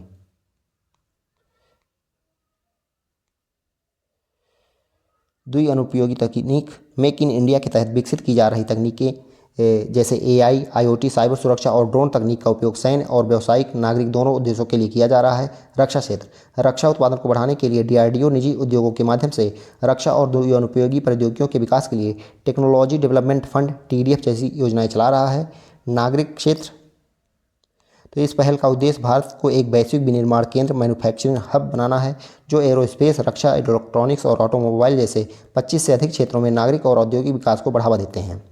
अगला क्वेश्चन है क्वांटम कंप्यूटिंग को द्विअनुपयोगी क्यों माना जाता है? तो क्वांटम कंप्यूटिंग को द्विअनुपयोगी इसलिए माना जाता है क्योंकि क्रिप्टोग्राफी तोड़ने और नई क्रिप्टोग्राफी बनाने में इसका यूज होता है। क्रिप्टोग्राफी तोड़ना खतरा, यह पारंपरिक एन्क्रिप्शन जैसे RSA को आसानी से तोड़ सकती है, जिससे राष्ट्रीय सुरक्षा और डेटा गोपनीयता को खतरा हो सकता है। नई क्रिप्टोग्राफी बनाना यानी सुरक्षा, यह अधिक सुरक्षित क्वांटम प्रतिरोधी एल्गोरिदम विकसित करने में सक्षम है, जो भविष्य की सुरक्षा सुनिश्चित कर सकती है। अगला टॉपिक है अंतरिक्ष प्रौद्योगिकी, इंपॉर्टेंट टॉपिक है। इसमें पहला क्वेश्चन दिया गया है, भारत में अंतरिक्ष कार्यक्रम की शुरुआत किस वर्ष की गई थी? तो भारत में अंतरिक्ष कार्यक्रम की शुरुआत जो हुई थी 1962 में की गई थी, इनकॉस्पर के गठन के साथ। देख सकते हैं 1962 में डॉक्टर विक्रम साराभाई के नेतृत्व में शुरू हुआ था, जब सरकार ने भारतीय राष्ट्रीय अंतरिक्ष अनुसंधान समिति यानी इनकॉस्पर का गठन किया था। भारतीय अंतरिक्ष अनुसंधान संगठन इसरो की स्थापना कब हुई थी? तो 15 अगस्त 1969 को इनकॉस्पर के स्थान पर संस्थापक डॉक्टर विक्रम साराभाई। उद्देश्य राष्ट्रीय विकास के लिए अंतरिक्ष प्रौद्योगिकी का उपयोग करना। पूर्ववर्ती संस्था इनकॉस्पर 1962 में स्थापित की गई थी। मुख्यालय बेंगलुरु, कर्नाटका। भारत का पहला उपग्रह कौन सा था? तो आर्यभट्ट था। ऑप्शन यहाँ पे करेक्ट हो जाएगा। लॉन्च की तारीख क्या थी? 19 अप्रैल 1975। निर्माता भारत इसरो था। प्रक्षेपण यान जो था ये सोवियत संघ का कॉस्मॉस 3M रॉकेट तो प्रक्षेपित किया गया था सोवियत संघ के कॉस्मॉस 3M रॉकेट से। नाम प्रसिद्ध भारतीय खगोल शास्त्री आर्यभट्ट के नाम पे इसका नाम रखा गया था। चंद्रयान-1 मिशन का मुख्य उद्देश्य क्या था? तो ये चंद्रमा की सतह का मानचित्रण। ऑप्शन बी यहाँ पे करेक्ट हो जाएगा। चंद्रयान-1 जो है 2008 का प्राथमिक उद्देश्य चंद्रमा की सतह का त्रिआयामी यानी 3D एटलस तैयार करना और उच्च स्थानिक रेजोल्यूशन के साथ रासायनिक खनिज मानचित्रण करना था। साथ ही चंद्रमा की सतह पर पानी के अणुओं की उपस्थिति का पता लगाना भी इसके मुख्य लक्ष्यों में शामिल था। मंगलयान किस वर्ष लॉन्च किया गया था? लॉन्च किया गया पूछा है तो 2013 में लॉन्च किया गया था और 2014 में वहाँ पे पहुँचा था। मंगलयान मिशन भारतीय अंतरिक्ष अनुसंधान संगठन यानी इसरो की एक महत्वाकांक्षी अंतरिक्ष परियोजना थी। तो ये मार्स ऑर्बिटर मिशन मंगलयान को 5 नवंबर 2013 को लॉन्च किया गया था। ये श्रीहरिकोटा केंद्र से PSLV C-25 द्वारा ये सफलतापूर्वक लॉन्च किया गया। PSLV का पूरा नाम क्या है? तो PSLV का पूरा नाम क्या हो जाएगा? ध्रुवीय उपग्रह प्रक्षेपण यान। पोलर सैटेलाइट लॉन्च व्हीकल इसका पूरा नाम है। या इसरो का एक विश्वसनीय तीसरी पीढ़ी का लॉन्च व्हीकल है। इसे मुख्य रूप से पोलर ऑर्बिट्स में उपग्रहों को लॉन्च करने के लिए डिजाइन किया गया है। गगनयान मिशन का संबंध किससे है? तो मानवयुक्त अंतरिक्ष उड़ान, कई बार ये हो चुका, यहाँ पे और देख लेते हैं। तो ये फिर से एक बार देख लेते हैं। यह भारत का पहला मानव अंतरिक्ष मिशन है जिसका उद्देश्य 3 भारतीय अंतरिक्ष यात्रियों को 400 किलोमीटर की निचली पृथ्वी कक्षा यानी लियो में भेजना और उन्हें सुरक्षित वापस लाना है। प्रशिक्षण, इसके लिए भारतीय वायुसेना के 4 पायलटों को चयन किया गया है जिन्हें व्योमनाट नाम दिया गया है। व्योम मित्र, इसरो इस मिशन के तहत एक ह्यूमनॉइड रोबोट व्योम मित्र को भी अंतरिक्ष में भेजेगा। लॉन्च वाहन, तो इसे इसरो के LBM-3 launch vehicle mark 3 rocket द्वारा लॉन्च किया जाएगा। ये भी इंपॉर्टेंट है। आदित्य L1 मिशन का मुख्य लक्ष्य क्या है? तो यह है सूर्य का कोरोना अध्ययन, कोरोना और क्रोमोस्फीयर का ये अध्ययन करेगा। इसे सूर्य पृथ्वी के लैग्रेंजियन बिंदु के चारों ओर एक प्रभामंडल कक्षा हेलो ऑर्बिट में स्थापित किया गया है। भुवन पोर्टल का संबंध किससे है? तो भुवन पोर्टल किससे संबंधित है? ये इसरो का जियो पोर्टल 3D इमेजिंग। भुवन पोर्टल एक बहुउद्देशीय यूजर सैटेलाइट एप्लीकेशन प्लेटफॉर्म है जिसे गूगल मैप्स के भारतीय संस्करण के रूप में भी जाना जाता है। भुवन पोर्टल सॉफ्टवेयर प्रोग्राम के उपयोगकर्ता पृथ्वी की सतह से 2D 3D प्रतिनिधित्व को ब्राउज कर सकते हैं। अर्थात भुवन पोर्टल इसरो का जियो पोर्टल 3D इमेजिंग पोर्टल है। इनसैट सीरीज उपग्रह मुख्य रूप से किसके लिए उपयोग होते हैं? इनसैट, ये संचार और मौसमी निगरानी के लिए। इनसैट सीरीज उपग्रह भू स्थिर उपग्रहों का एक समूह है जो दूर संचार, प्रसारण, मौसम निगरानी और आपदा प्रबंधन जैसी आवश्यकता सेवा को प्रदान करते हैं। इनसैट उपग्रह दूरस्थ क्षेत्रों को जोड़ने, टेलीविजन और रेडियो प्रसारण को सक्षम बनाने और विभिन्न संचार आवश्यकताओं को पूरा करने में महत्वपूर्ण भूमिका निभाते हैं। विक्रम साराभाई अंतरिक्ष केंद्र कहाँ पर स्थित है? तो यह तिरुवनंतपुरम है। विक्रम साराभाई अंतरिक्ष केंद्र केरल राज्य के तिरुवनंतपुरम में स्थित तथा इसरो का एक प्रमुख केंद्र है जो प्रक्षेपण यान तक प्रौद्योगिकी के डिजाइन तथा विकास के लिए जिम्मेदार है। सतीश धवन अंतरिक्ष केंद्र कहाँ पे स्थित है? तो सतीश धवन कहाँ पे हो जाएगा? ये आंध्र प्रदेश में हो जाएगा। भारत का सबसे शक्तिशाली रॉकेट कौन सा है 2026 तक? तो ये हो जाएगा GSLV MK3। GSLV MK3 तो ये सबसे भारी है जिसका वजन जो है 3423 किलोग्राम है। यह भारत का सबसे भारी और शक्तिशाली रॉकेट है। स्पेस डॉकिंग प्रयोग मिशन का उद्देश्य क्या है? तो इसका क्या उद्देश्य है? 2 उपग्रहों को अंतरिक्ष में जोड़ना। स्पेस डॉकिंग मिशन प्रयोग का उद्देश्य 2 अंतरिक्ष यानों का या उपग्रहों, मानवयुक्त या मानव रहित, को एक दूसरे के साथ भौतिक रूप से जोड़ जाता है। स्पेस डॉकिंग में अंतरिक्ष यान या कृत्रिम उपग्रह स्वयं अपनी कक्षा और गति में बदलाव करके दूसरे अंतरिक्ष यान या कृत्रिम उपग्रह अथवा अंतरिक्ष स्टेशन से जुड़ता है। कुलशेखरपट्टिनम अंतरिक्ष बंदरगाह किस राज्य में स्थित है? कुलशेखरपट्टिनम अंतरिक्ष बंदरगाह कहाँ पे स्थित है? ये तमिलनाडु में। भारत की अंतरिक्ष महत्वाकांक्षाओं के लिए एक बड़े कदम के रूप में इसरो ने घोषणा की है कि तमिलनाडु के तूतीकोरिन जिले के कुलशेखरपट्टिनम में बन रहा नया प्रक्षेपण केंद्र जो है दिसंबर 2026 तक पूरी तरह से संचालित हो जाएगा। यह भारत का दूसरा अंतरिक्ष बंदरगाह होगा जो श्री हरिकोटा स्थित सतीश धवन अंतरिक्ष केंद्र के साथ कार्य करेगा और मुख्य रूप से small satellite launch vehicle SSLV के प्रक्षेपण के लिए समर्पित होगा। यह परिसर 2300 एकड़ भूमि में बन रहा है। इस अंतरिक्ष केंद्र से प्रति वर्ष लगभग 25 प्रक्षेपण होने की संभावना है। इनके में से कौन सी एजेंसी भारत में आपदा प्रबंधन के लिए उपग्रह डेटा अधिग्रहण और प्रसंस्करण, डेटा प्रसार और निर्णय समर्थन के लिए उत्तरदायी है? तो इसमें कौन सा करेक्ट हो जाएगा? राष्ट्रीय सुदूर संवेदन केंद्र NRSC। राष्ट्रीय सुदूर संवेदन केंद्र national remote sensing centre NRSC Hyderabad भारतीय अंतरिक्ष अनुसंधान के लिए एक उपग्रह डेटा अधिग्रहण, प्रसंस्करण, डेटा प्रसार और निर्णय समर्थन के लिए उत्तरदायी है। यह बाढ़, भूकंप और अन्य प्राकृतिक आपदाओं के लिए डेटा प्रदान करता है। अगला क्वेश्चन है, निसार उपग्रह को किस रॉकेट द्वारा प्रक्षेपित किया गया? निसार को जो है ये GSLV F-16 द्वारा प्रक्षेपित किया गया था।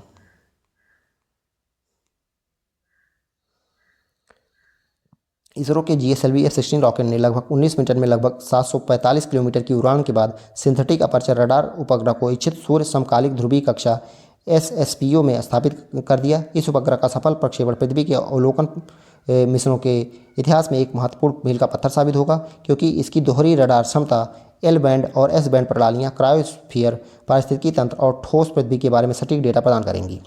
इंटरनेशनल स्पेस स्टेशन ISS पर पहुंचने वाले पहले भारतीय अंतरिक्ष यात्री कौन बने हैं? तो ये शुभांशु शुक्ला हो जाएगा। भारत के लिए 26 जून 2025 को अंतरिक्ष क्षेत्र में एक ऐतिहासिक दिन बन गया जब भारतीय वायुसेना के ग्रुप कैप्टन शुभांशु शुक्ला ने अंतरिक्ष स्टेशन ISS पर कदम रखा। इसके साथ ही वह पहले भारतीय बने जो इंटरनेशनल स्पेस स्टेशन पर पहुंचे और 41 साल बाद किसी भारतीय ने अंतरिक्ष की यात्रा की। इससे पहले 1984 में विंग कमांडर राकेश शर्मा ने सोवियत संघ के सोयुज T11 अंतरिक्षयान से अंतरिक्ष के लिए उड़ान भरी थी। शुभांशु शुक्ला एक्सियोम स्पेस के प्राइवेट मिशन एक्सियोम 4 के तहत अमेरिकी कंपनी SpaceX के ड्रैगन अंतरिक्षयान ग्रेस में सवार होकर अंतरिक्ष पहुंचे। यह उड़ान अमेरिका के फ्लोरिडा स्थित नासा के कैनेडी स्पेस सेंटर से लॉन्च हुई। गौरतलब है कि शुभांशु शुक्ला अंतरिक्ष में पहुंचने वाले भारत के दूसरे नागरिक हैं। भारतीय अंतरिक्ष अनुसंधान संगठन इसरो द्वारा तीसरा लॉन्च पैड कहाँ बनाया गया है? तो ये श्रीहरिकोटा में। भारतीय अंतरिक्ष इसरो श्रीहरिकोटा स्थित सतीश धवन अंतरिक्ष केंद्र में तीसरा लॉन्च पैड TLP स्थापित करेगा। इस प्रोजेक्ट के लिए केंद्र सरकार ने 3984.86 करोड़ रुपए की मंजूरी दी है और इसे अगले 4 वर्षों में पूरा किया जाएगा। इस लॉन्च पैड को इस तरह से डिजाइन किया जाएगा कि इसमें भविष्य में भारत के मानवयुक्त चंद्र मिशन को भी लॉन्च किया जा सके। विक्रम 3201 और कल्पना 3201 किसके द्वारा विकसित किए गए हैं? ये किसके द्वारा विकसित किया गया है? इसरो और MCL द्वारा, SCL। मार्च 2025 में बेंगलुरु स्थित भारतीय अंतरिक्ष अनुसंधान संगठन इसरो और चंडीगढ़ पंजाब स्थित सेमीकंडक्टर प्रयोगशाला SCL ने अंतरिक्ष अनुप्रयोगों के लिए 2 32 बिट माइक्रोप्रोसेसर विक्रम 3201 और कल्पना 3201 का पहली बार उत्पादन किया। इन माइक्रोप्रोसेसरों को इसरो के तिरुवनंतपुरम केरल स्थित विक्रम साराभाई अंतरिक्ष केंद्र ने SCL के साथ साझेदारी में डिज़ाइन और विकसित किया। 16 स्पाडेक्स का क्या अर्थ है? 16 स्पाडेक्स इसका क्या अर्थ है? Space time dependent docking experiment. Option है यहाँ पे करेक्ट हो जाएगा। स्पाडेक्स का अर्थ space time dependent docking experiment है। यह इसरो द्वारा संचालित एक ऐतिहासिक मिशन है जिसका उद्देश्य अंतरिक्ष में 2 उपग्रहों को आपस में जोड़ने और अलग करने की तकनीक का प्रदर्शन करना है। गौरतलब है कि इसरो ने इस SDX-01 चेजर और SDX-02 टारगेट नाम के 2 सैटेलाइट को 30 दिसंबर 2024 को PSLV C60 रॉकेट से श्रीहरिकोटा से लॉन्च किया। इसके बाद 16 जनवरी 2025 को इसरो ने इन दोनों सैटेलाइट्स को सफलतापूर्वक आपस में जोड़ दिया, जिससे भारत अमेरिका, रूस और चीन के बाद दुनिया का चौथा देश बन गया जिसने यह तकनीक हासिल की। फिर 13 मार्च 2025 को इसरो ने इन दोनों सैटेलाइट्स को सफलतापूर्वक अलग कर दिया, जिससे यह साबित हो गया कि भारत जटिल अंतरिक्ष अभियानों को सफलतापूर्वक संपादित कर सकता है। राष्ट्रीय सुदूर संवेदन केंद्र NRSC कहाँ स्थित है? तो ये कहाँ पे स्थित है? यह है हैदराबाद में।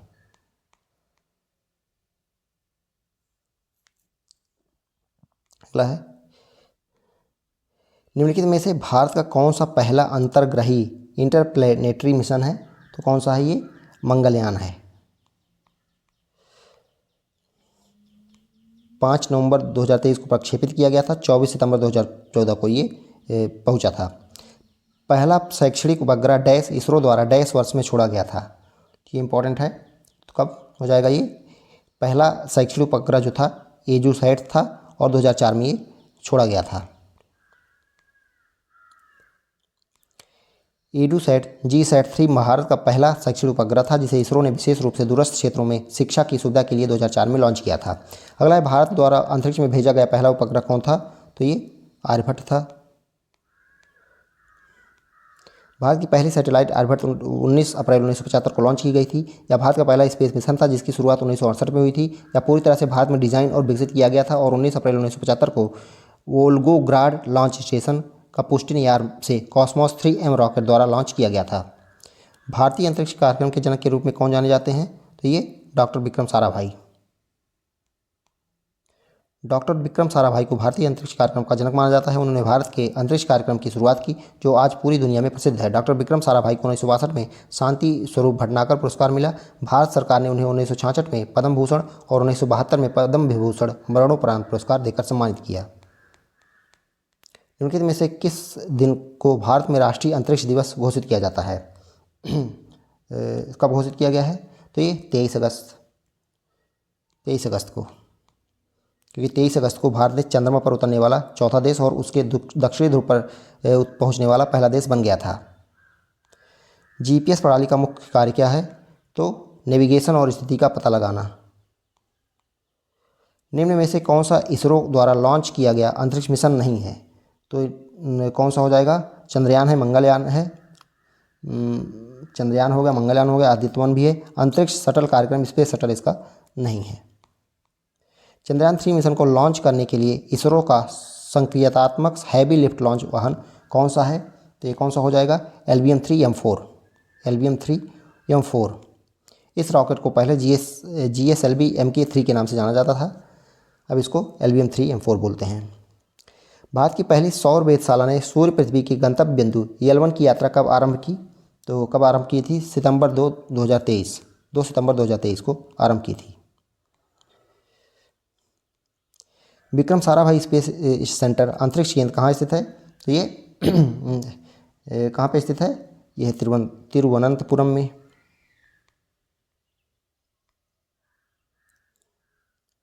वह कृत्रिम उपग्रह जिसे उसी स्थान से अवलोकन करने पर उसे निश्चित स्थित फिक्स्ड पोजीशन में देखा जाता है, तो इसको क्या बोलते हैं? ये पूछा गया है। भूस्थैतिक उपग्रह।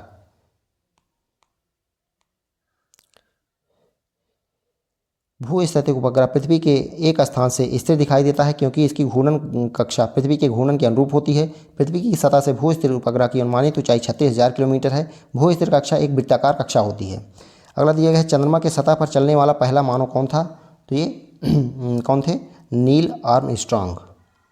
अपोलो 11 अंतरिक्षयान, ध्यान रखिएगा, अपोलो 11 अंतरिक्षयान का चालक दल जो है 20 जुलाई 1969 को चंद्रमा पर सफलतापूर्वक उतरा था। 20 जुलाई 1969 को अंतरिक्ष यात्री नील आर्मस्ट्रॉन्ग अपोलो 11 के चंद्र मॉड्यूल से उतरकर चंद्रमा की सतह पर उतरे। ऐसा करने वाले वे दुनिया के पहले इंसान थे। भारतीय अंतरिक्ष विज्ञान और प्रौद्योगिकी संस्थान IIST 2007 में कहाँ स्थापित किया गया? तो कहाँ पर स्थापित किया गया था? ये जोधपुर में, ये तिरुवनंतपुरम में। भारतीय अंतरिक्ष विज्ञान और प्रौद्योगिकी संस्थान एशिया का पहला अंतरिक्ष विश्वविद्यालय भारतीय अंतरिक्ष कार्यक्रम की आवश्यकता को पूरा करने के लिए अंतरिक्ष विज्ञान और प्रौद्योगिकी में उच्च गुणवत्ता वाली शिक्षा प्रदान करने के लिए उद्देश्य से 2007 में तिरुवनंतपुरम में स्थापित किया गया था। अगर किसी वस्तु को 11.2 किलोमीटर पर सेकंड के अधिक वेग से पृथ्वी से ऊपर फेंका जाता है तो वस्तु का क्या होगा? तो क्या कौन सा करेक्ट हो जाएगा इसमें? तो ये अंतरिक्ष में चली जाएगी अगर इस वेग से उसको फेंका जाता है। किसी वस्तु को यदि 11.2 किलोमीटर पर सेकंड पृथ्वी के पलायन वेग से अधिक वेग से फेंकने पर वह पृथ्वी के गुरुत्वाकर्षण से मुक्त होकर अंतरिक्ष में चली जाएगी और कभी भी वापस पृथ्वी पर लौटकर नहीं आएगी। निम्नलिखित में से किस वर्ष में Indian Space Research Organisation ISRO की स्थापना हुई? तो 1969 में। कई बार क्वेश्चन आ गया ये। भू स्थिर उपग्रहों की स्थापना पृथ्वी तल से 1.5 किलोमीटर ऊपर की दूरी पर की जाती है। तो ये कौन सा हो जाएगा? 36,000 पर। प्रथम भारतीय अंतरिक्षयान जो 3 सदस्यों को अंतरिक्ष में ले जाएगा और वह अंतरिक्ष में 3 दिनों के लिए रहेगा, तो गगनयान, ऑप्शन सी। निम्न में से भारत में जन्मी कौन सी अंतरिक्ष यात्री थी जिनकी वापसी के दौरान कोलंबिया के अंतरिक्ष यान पर मृत्यु हो गई थी? तो कल्पना चावला थी। तो ऑप्शन सी यहाँ पे करेक्ट हो जाएगा। 17 मार्च 1962 को इनका जन्म हुआ था। 1 फरवरी 2003 को इनकी मृत्यु हुई। वह पहली भारतीय अमेरिकी अंतरिक्ष यात्री और अंतरिक्ष में जाने वाली पहली भारतीय महिला थी। कल्पना चावला का पहला अंतरिक्ष मिशन 19 नवंबर 1997 को 6 अंतरिक्ष यात्री दल के हिस्से के रूप में अंतरिक्ष शटल कोलंबिया की उड़ान STS-87 से शुरू हुआ था।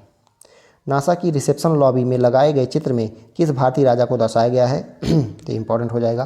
तो किस भारतीय राजा को दर्शाया गया है? तो टीपू सुल्तान को दर्शाया गया है।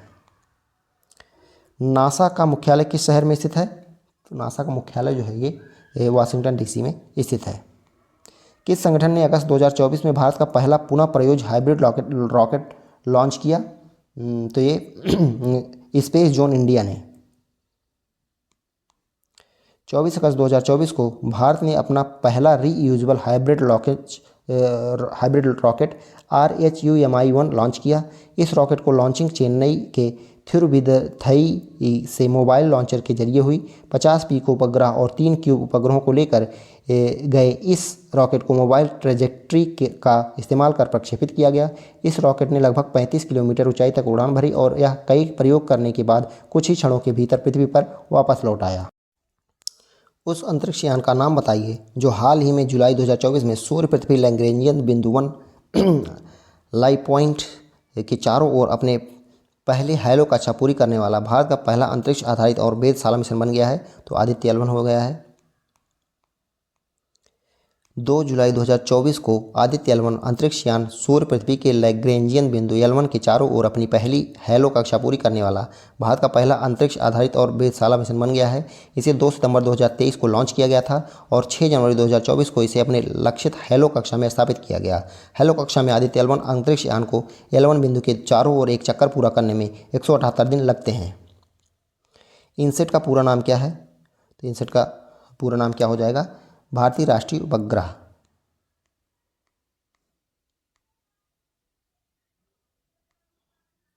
भारतीय राष्ट्रीय उपग्रह इनसैट प्रणाली जो है भारतीय अंतरिक्ष अनुसंधान संगठन इसरो द्वारा देश की दूर संचार, प्रसारण, मौसम विज्ञान तथा खोज एवं बचाव आवश्यकताओं को पूरा करने के लिए प्रक्षेपित उपग्रहों की एक श्रृंखला है।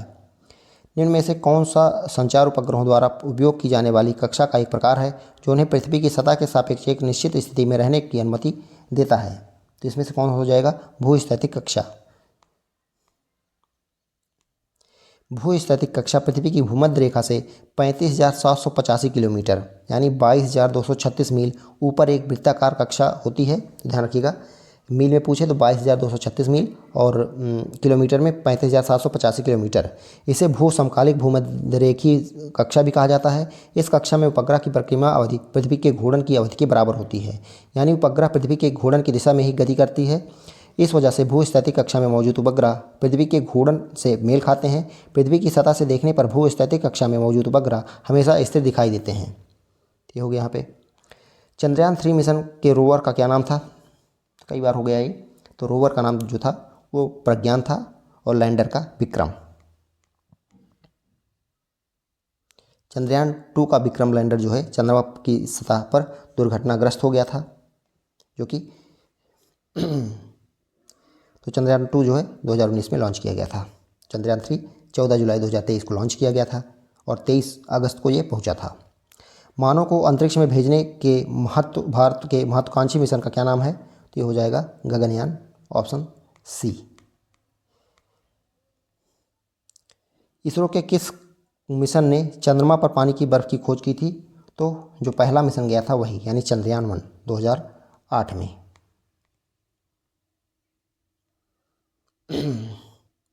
तो ये चंद्रयान 1 जो है अक्टूबर 2008 में ये लॉन्च किया गया था और अगस्त 2009 तक ये परिचालन में रहा।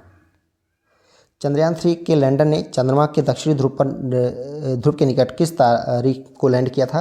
तो अभी बताया गया 23 अगस्त 2023 को।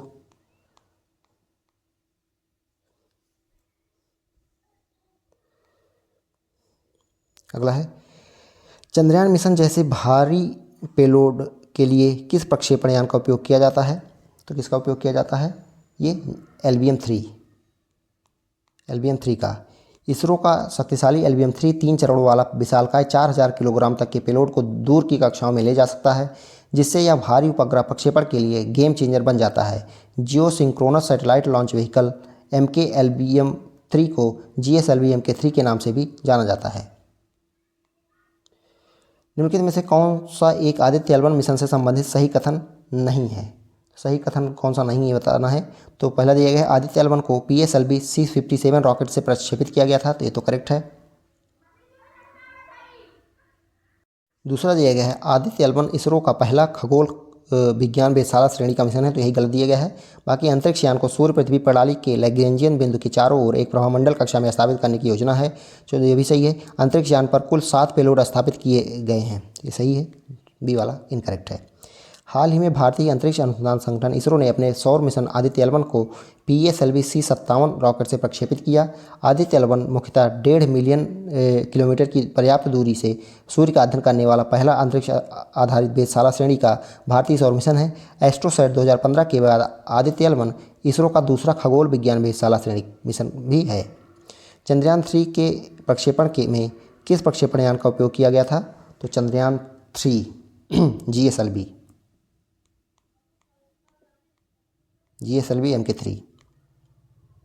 चंद्रमा की सतह पर जिस जगह विक्रम लैंडर और रोवर प्रज्ञान उतरे थे उस स्थान को क्या कहा जाएगा? तो क्या कहा जाएगा? शिव शक्ति बिंदु। चंद्रमा की सतह पर जिस जगह पर विक्रम लैंडर और प्रज्ञान उतरे थे उसका नाम जो है शिव शक्ति बिंदु रखा जाएगा। जिस जगह पर चंद्रयान 2 का लैंडर क्रैश हुआ था उसे तिरंगा बिंदु के नाम से जाना जाएगा। संचार उपग्रह के लिए सामान्यतः उपयोग में ली जाने वाली कक्षा कौन सी होती है? तो कौन सी कक्षा होती है वो? भूतुल्यकालिक कक्षा। भूतुल्यकालिक कक्षा यानी जियोसिंक्रोनस ऑर्बिट एक दीर्घवृत्ताकार कक्षा है जो पृथ्वी के चारों ओर लगभग 36,000 किलोमीटर की ऊंचाई पर स्थित होती है। इस कक्षा में एक उपग्रह पृथ्वी के समान ही 24 घंटे में परिक्रमा करता है। भूतुल्यकालिक उपग्रह को उसी दिशा में कक्षा में प्रक्षेपित किया जाता है जिस दिशा में पृथ्वी घूम रही है। अंतरिक्ष में भारत के पहले भारतीय मानव मिशन के नाम की पहचान करें जिसका उद्देश्य पृथ्वी की निचली कक्षा लियो में मानव अंतरिक्ष उड़ान मिशन शुरू करने की स्वदेशी क्षमता का प्रदर्शन करना है। तो इसमें कौन सा है? ये गगनयान हो जाएगा। भारत ने पहला प्रयोगात्मक उपग्रह किस वर्ष लॉन्च किया था? तो ये 1975 में आर्यभट्ट। वर्ष 1975 में भारत ने अपना पहला प्रयोगात्मक उपग्रह आर्यभट्ट रूस के सहयोग से बैंकानूर अंतरिक्ष केंद्र के इंटर कॉस्मोस प्रक्षेपण यान द्वारा लॉन्च किया था। भास्कर 1 भारत द्वारा प्रक्षेपित दूसरा उपग्रह था।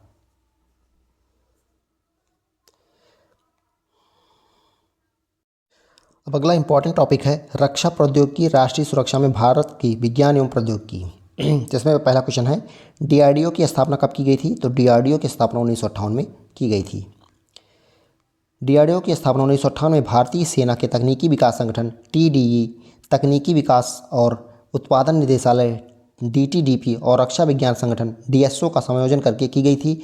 DRDO भारत सरकार के रक्षा मंत्रालय का अनुसंधान एवं विकास विंग है। आरंभ में DRDO के पास 10 प्रयोगशालाएं थी। वर्तमान में यह 41 प्रयोगशालाओं और 5 DRDO युवा वैज्ञानिक प्रयोगशालाओं DYSL का संचालन करता है। एकीकृत निर्देशित मिसाइल विकास कार्यक्रम का नेतृत्व किसने किया था?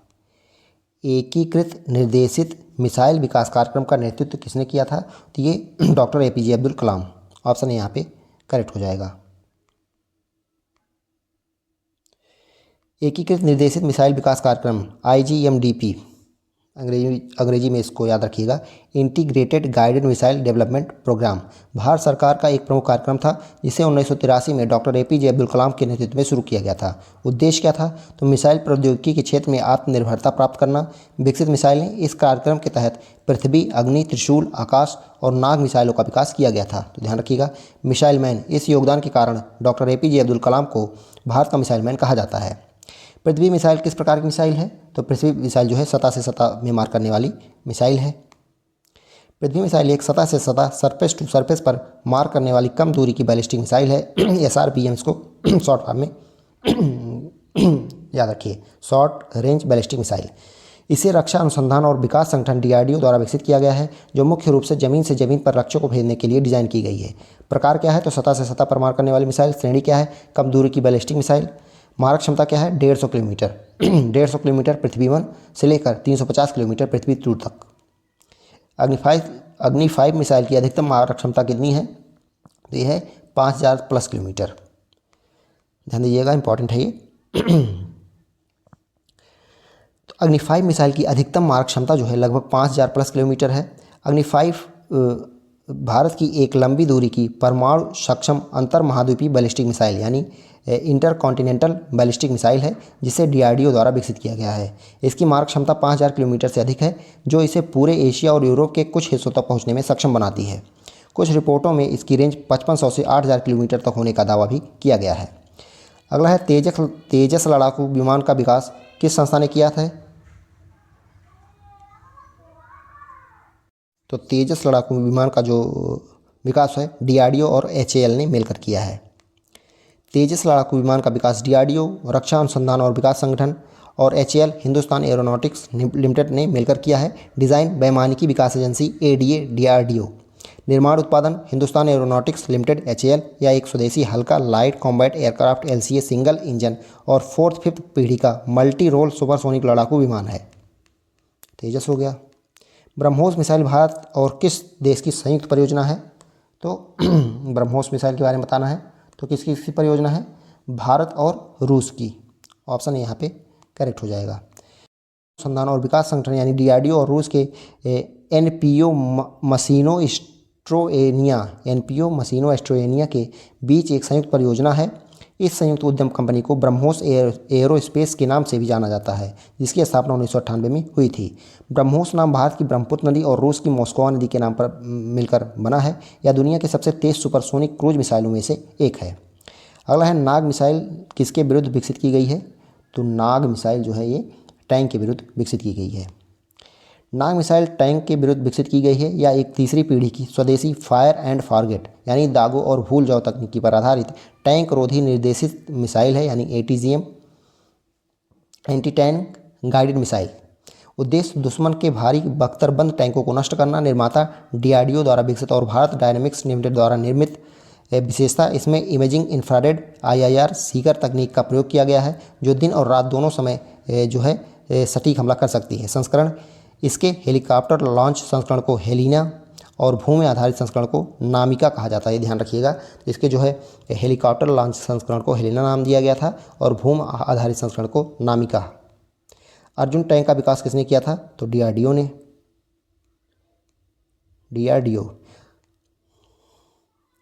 डीआरडीओ की प्रयोगशाला लड़ाकू वाहन अनुसंधान और विकास प्रतिष्ठान ने इसे भारतीय सेना के लिए विकसित किया। अर्जुन एक तीसरी पीढ़ी का मुख्य युद्धक टैंक है, जिसे भारत में ही डिज़ाइन किया और विकसित किया गया है।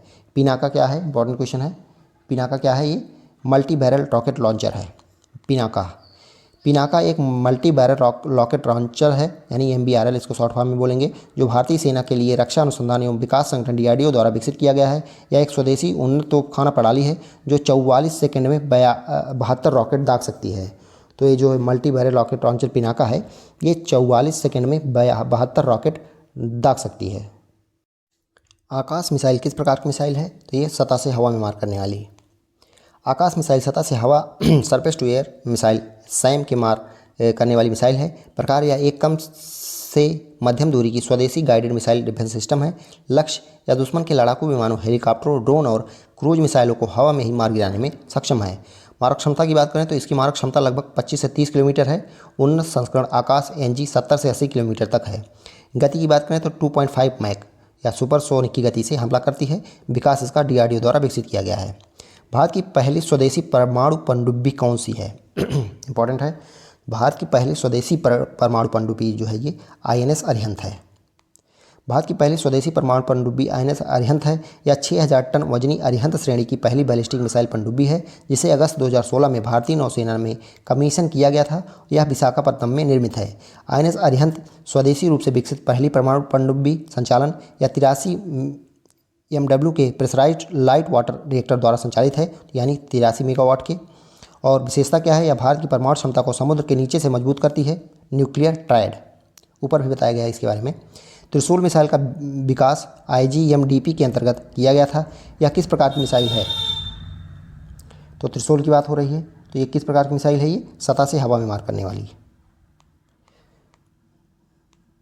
यह एक त्वरित प्रक्रिया क्विक रिएक्शन कम दूरी शॉर्ट रेंज वाली मिसाइल है, जिसे रक्षा अनुसंधान एवं विकास संगठन डीआरडीओ द्वारा एकीकृत निर्देशित मिसाइल विकास कार्यक्रम IGMDP के अंतर्गत विकसित किया गया था। इसका उपयोग सेना, वायु सेना और नौसेना द्वारा कम ऊंचाई पर आने वाले दुश्मन के विमानों, हेलीकॉप्टरों और मिसाइलों को रोकने के लिए किया जाता है। यह मुख्य रूप से एक त्रिसेवा मिसाइल प्रणाली है, जिसकी मारक क्षमता लगभग 9 से 12 किलोमीटर है। राफेल लड़ाकू विमान भारत ने किस देश से खरीदे हैं? तो राफेल कहाँ से खरीदा गया है? ये फ्रांस से। किस कंपनी से? तो फ्रांस की प्रमुख विमान निर्माता कंपनी दसॉल्ट एविएशन के साथ 36 राफेल लड़ाकू विमानों के लिए 59,000 करोड़ का समझौता सितंबर 2016 में किया गया था। अप्रैल 2025 में भारत ने 26 और राफेल मरीन जो हैं लड़ाकू विमान खरीदने के लिए फ्रांस के साथ $7.4 बिलियन का समझौता किया है। डीआरडीओ का मुख्यालय कहाँ है? तो डीआरडीओ का मुख्यालय कहाँ हो जाएगा? नई दिल्ली में। डीआरडीओ भवन राजाजी मार्ग, नई दिल्ली, स्थापना 1958। निर्भय मिसाइल किस प्रकार की है? तो निर्भय जो है ये किस प्रकार की मिसाइल है? ये सबसोनिक क्रूज मिसाइल है। यह भारत की पहली स्वदेशी लंबी दूरी की सबसोनिक ध्वनि की गति से कम क्रूज मिसाइल है। इसकी गति लगभग 800 से 1000 किलोमीटर प्रति घंटा के बीच है। मारक क्षमता या पारंपरिक और परमाणु दोनों तरह के हथियार ले जाने में सक्षम है और बहुत कम ऊंचाई पर उड़ान भरकर दुश्मन के रडार से बचने में माहिर है। भारत का पहला स्वदेशी हल्का लड़ाकू विमान कौन सा था? तो वो कौन सा है? यह है तेजस। भारत का पहला स्वदेशी हल्का लड़ाकू विमान तेजस है। तेजस LCA लाइट कॉम्बैट एयरक्राफ्ट यह भारत द्वारा स्वदेशी रूप से विकसित चौथी पीढ़ी का सिंगल इंजन मल्टी रोल हल्का लड़ाकू विमान है। निर्माता इसे एरोनॉटिक्स डेवलपमेंट एजेंसी ADA और हिंदुस्तान एरोनॉटिक्स लिमिटेड HL द्वारा भारतीय वायुसेना IF के लिए विकसित किया गया है। विशेषता यह अपनी श्रेणी में सबसे हल्का और सबसे छोटा सुपरसोनिक लड़ाकू विमान है। अगला दिया गया है अस्त्र मिसाइल किसके लिए है? तो अस्त्र मिसाइल जो है ये हवा से हवा के लिए है। यह भारत की पहली स्वदेशी दृश्य सीमा से परे बियॉन्ड विजुअल रेंज BVR हवा से हवा में मार करने वाली मिसाइल है। ध्यान दीजिएगा, अस्त्र जो है बियॉन्ड विजुअल रेंज BVR हवा से हवा में मार करने वाली मिसाइल है। इसे सुखोई 30 तेजस और लड़ाकू विमानों से दुश्मन के विमानों को मार गिराने के लिए डिजाइन किया गया है। निर्माता इसका विकास DRDO द्वारा किया गया था। मारक क्षमता अस्त्र मार्क 1 की रेंज 100 किलोमीटर से अधिक है, जो 20 किलोमीटर की ऊंचाई तक मार कर सकती है। प्रोजेक्ट 75I किससे संबंधित है? प्रोजेक्ट 75I तो क्या हो जाएगा इसमें? डीजल इलेक्ट्रिक पनडुब्बियाँ, ऑप्शन बी यहाँ पे करेक्ट हो जाएगा। प्रोजेक्ट 75I यानी प्रोजेक्ट 75 इंडिया भारतीय नौसेना की एक अत्यंत महत्वपूर्ण और महत्वाकांक्षी रक्षा परियोजना है, जो स्वदेशी तकनीक से 6 अत्याधुनिक डीजल इलेक्ट्रिक अटैक पनडुब्बियों सबमरीन्स के निर्माण से संबंधित है। इस परियोजना के तहत इन पनडुब्बियों में air independent propulsion AIP system, आधुनिक हथियार, सेंसर और मिसाइलें जैसे ब्रह्मोस शामिल होंगी, जो भारतीय नौसेना की समुद्री क्षमता को अभूतपूर्व मजबूती प्रदान करेंगी। अगला दिया गया है रुद्रम मिसाइल किसके लिए विकसित की गई है? रुद्रम मिसाइल तो ये किसके लिए विकसित की गई है? एंटी रेडिएशन हेतु, रडार दमन हेतु, एंटी रेडिएशन रडार दमन हेतु। रुद्रम मिसाइल मुख्य रूप से भारतीय वायुसेना के लिए DRDO द्वारा विकसित की गई भारत की पहली स्वदेशी एंटी रेडिएशन मिसाइल है। तो रुद्रम जो है भारत की पहली स्वदेशी एंटी रेडिएशन मिसाइल है। इसका प्राथमिक उद्देश्य युद्ध के दौरान दुश्मन के रडार, संचार साइटों और अन्य रेडियो फ्रीक्वेंसी उत्सर्जक लक्ष्यों को नष्ट करना है, जिससे उनकी वायु रक्षा प्रणाली को कमजोर किया जा सके। S-400 मिसाइल सिस्टम भारत ने किस देश से प्राप्त किया है? तो S-400 जो है अभी काफ़ी चर्चा में रहा था, तो ये रूस से प्राप्त किया है। S-400 मिसाइल प्रणाली जो है भारत की वायु रक्षा क्षमताओं को मजबूत करने के लिए एक महत्वपूर्ण एयर डिफेंस प्रणाली है। भारत ने रूस देश से S-400 मिसाइल प्रणाली प्राप्त की है। भारत ने अक्टूबर 2018 में लगभग $5 बिलियन लगभग 40,000 करोड़ की डील के तहत जो है रूस के साथ यह समझौता किया था। DRDO द्वारा विकसित MPATGM का पूरा नाम क्या है? तो क्या हो जाएगा? Man portable anti tank guided missile. DRDO द्वारा विकसित MPATGM का पूरा नाम man portable anti tank guided missile है। यह एक तीसरी पीढ़ी की फायर एंड फॉरगेट दागों और भूल जाओ टैंक रोधी मिसाइल है। इसे विशेष रूप से पैदल सेना के सैनिकों द्वारा कंधे से दागने के लिए विकसित किया गया है। यह मिसाइल दुश्मन के टैंकों और बख्तरबंद वाहनों को टॉप अटैक मोड ऊपर से हमला में नष्ट करने में सक्षम है। विक्रांत भारत का क्या है? तो विक्रांत जो है भारत का स्वदेशी एयरक्राफ्ट कैरियर है। स्वदेशी एयरक्राफ्ट कैरियर यह भारत का पहला स्वदेशी रूप से डिजाइन और निर्मित विमान वाहक पोत है। इसका निर्माण कोचीन शिपयार्ड लिमिटेड द्वारा किया गया है। इसे 2 सितंबर 2022 को भारतीय नौसेना में शामिल किया गया। यह 45,000 टन की क्षमता वाला अब तक का सबसे बड़ा युद्धपोत है। अगला क्वेश्चन दिया गया है भारत की मिसाइल प्रौद्योगिकी में फायर एंड फॉरगेट क्षमता वाली प्रमुख मिसाइल कौन सी है? तो ये नाग को फायर एंड फॉरगेट बोलते हैं। तो ये जो है ये एंटी टैंक गाइडेड मिसाइल है, जिसे एक बार दागने के बाद लक्ष्य तक पहुंचने के लिए किसी बाहरी मार्गदर्शन या ऑपरेटर के हस्तक्षेप की आवश्यकता नहीं होती है। तो विशेषता क्या है? यह तीसरी पीढ़ी की एंटी टैंक गाइडेड मिसाइल है। फायर एंड फॉरगेट अर्थात दागने के बाद भूल जाओ। मारक क्षमता लगभग 4 से 10 किलोमीटर है। उद्देश्य दुश्मन के युद्धक टैंकों को नष्ट करना। मेक इन इंडिया के अंतर्गत रक्षा क्षेत्र में आत्मनिर्भरता का मुख्य उद्देश्य क्या है? तो क्या हो जाएगा यहाँ पे? आयात कम करना और स्वदेशी उत्पादन बढ़ाना। ऑप्शन यहाँ पे करेक्ट हो जाएगा।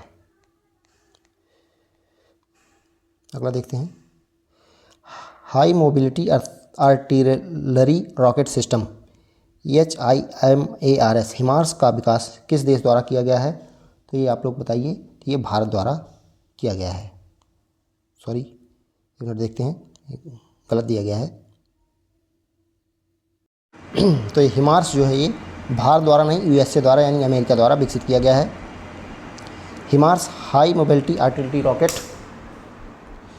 जो है, ये फुल फॉर्म देख लेते हैं इसका। HIMARS high mobility artillery rocket system America द्वारा विकसित एक हल्का रॉकेट आर्टिलरी सिस्टम है।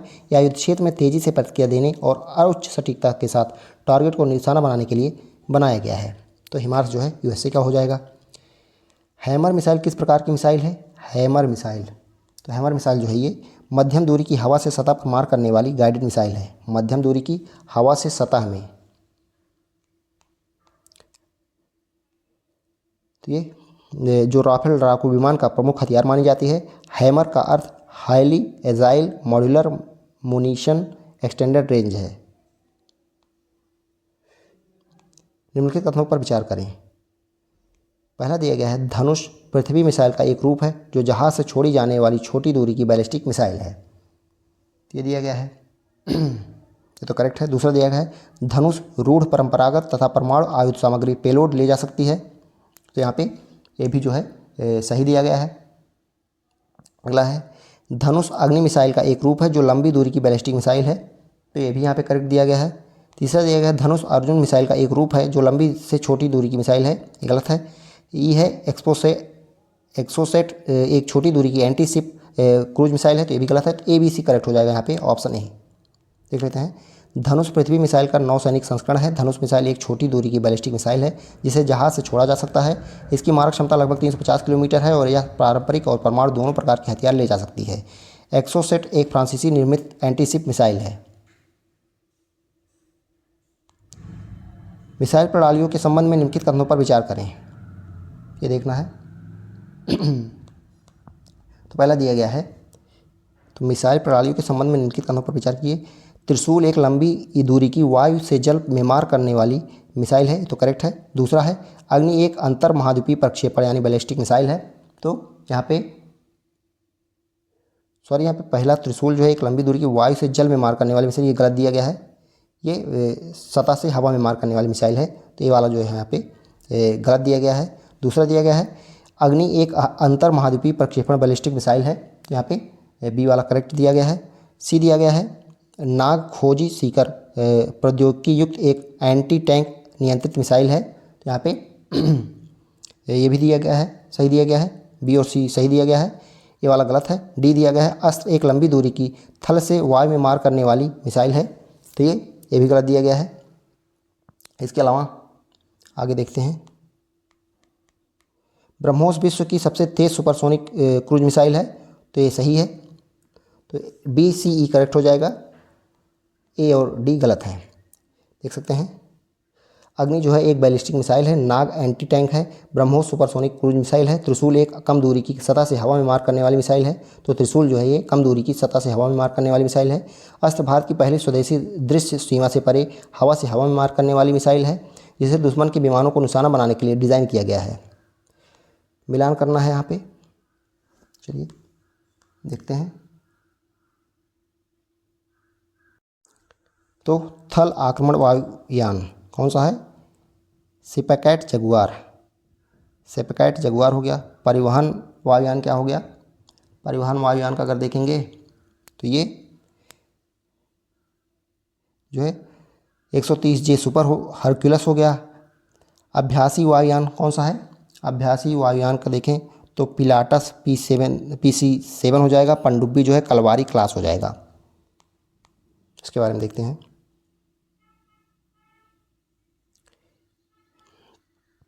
जगुआर सेपैकेट जगुआर थल आक्रमण के लिए लड़ाकू विमान है।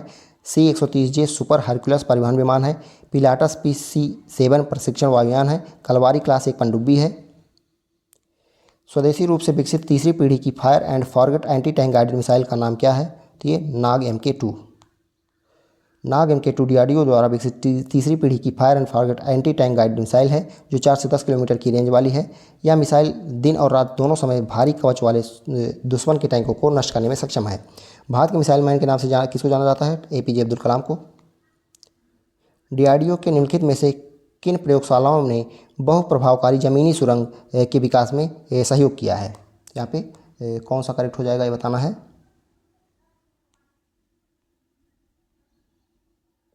यहाँ पे देख लेते हैं, यहाँ पे C ऑप्शन करेक्ट है। High energy materials research laboratory Pune और terminal ballistic research laboratory Chandigarh द्वारा, इसके बारे में जानते हैं।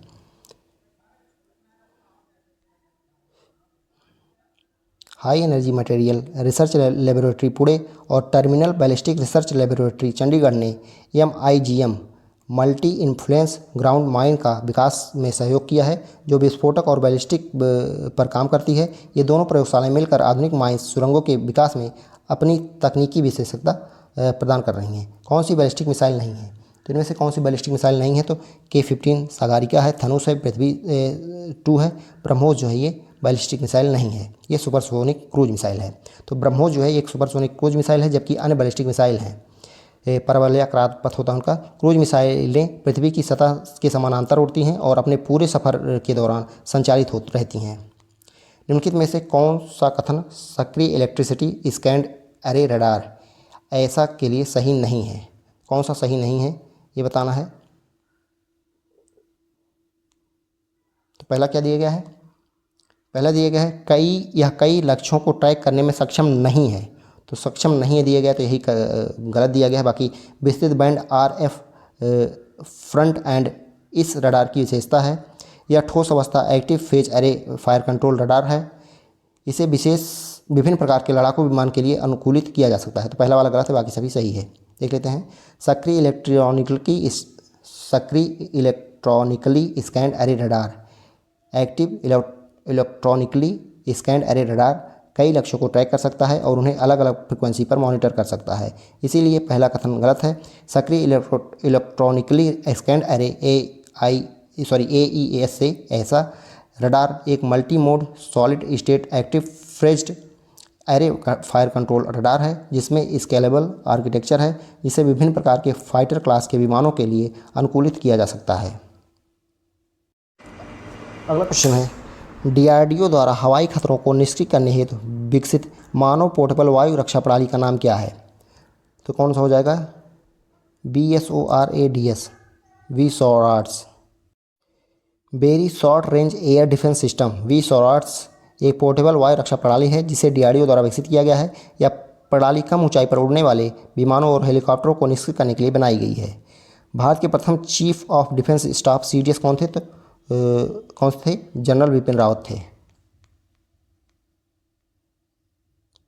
अगला है, निम्नलिखित में से कौन सी मिसाइल DRDO द्वारा विकसित कनस्तर से प्रक्षेपित की जा सकने वाली हाइपरसोनिक सतह से सतह पर मार करने वाली सामरिक मिसाइल है?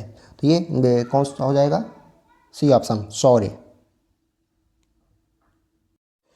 शौर्य का अर्थ बहादुरी है। यह एक कनस्तर से प्रक्षेपित सतह से सतह पर मार करने वाली हाइपरसोनिक सामरिक टैक्टिकल मिसाइल है। इसे भारतीय सशस्त्र बलों के लिए भारतीय रक्षा अनुसंधान और विकास संगठन DRDO द्वारा विकसित किया गया है। इसकी परास जो है 700 से 1900 किलोमीटर है और यह 200 से 1000 किलोमीटर पारंपरिक या परमाणु हथियारों के भार 200 से 1000 किलोग्राम पारंपरिक या परमाणु हथियारों के भार पेलोड को ले जाने में सक्षम है। अग्नि 4 किस प्रकार की मिसाइल है? तो ये है सतह से सतह पर मार करने वाली बैलिस्टिक मिसाइल है अग्नि 4। अग्नि मिसाइलें भारत द्वारा विकसित लंबी दूरी की परमाणु हथियार सक्षम सतह से सतह पर मार करने वाली बैलिस्टिक मिसाइलें हैं। इसकी मारक क्षमता लगभग 4000 किलोमीटर है। इसे DRDO द्वारा विकसित किया गया है। भारत के पहले परमाणु परीक्षण का कोड नाम क्या था? तो स्माइलिंग बुद्धा था। स्माइलिंग बुद्धा MEA पदनाम पोखरण 1 भारत के पहले सफल परमाणु बम परीक्षण का निर्दिष्ट कोड नाम था। स्माइलिंग बुद्धा पहले परमाणु परीक्षण के साथ भारत, संयुक्त राज्य अमेरिका, सोवियत संघ, ब्रिटेन, फ्रांस और चीन के बाद विश्व की 6ठी परमाणु शक्ति बन गया जिसने सफलतापूर्वक परमाणु बम का परीक्षण किया था। अगला है अस्त्र का मिसाइल है। अस्त्र मिसाइल के बारे में देखते हैं। तो यहाँ पे कौन सा हो जाएगा? दृश्य सीमा से परे बियॉन्ड विजुअल रेंज, हवा से हवा में मार करने वाली मिसाइल है ये।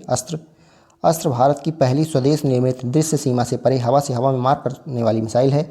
ये मिसाइलें 20 नॉटिकल मील या फिर 37 किलोमीटर की सीमा से आगे तक मार करने में सक्षम है। अगला देखते हैं, C-17 ग्लोब मास्टर है।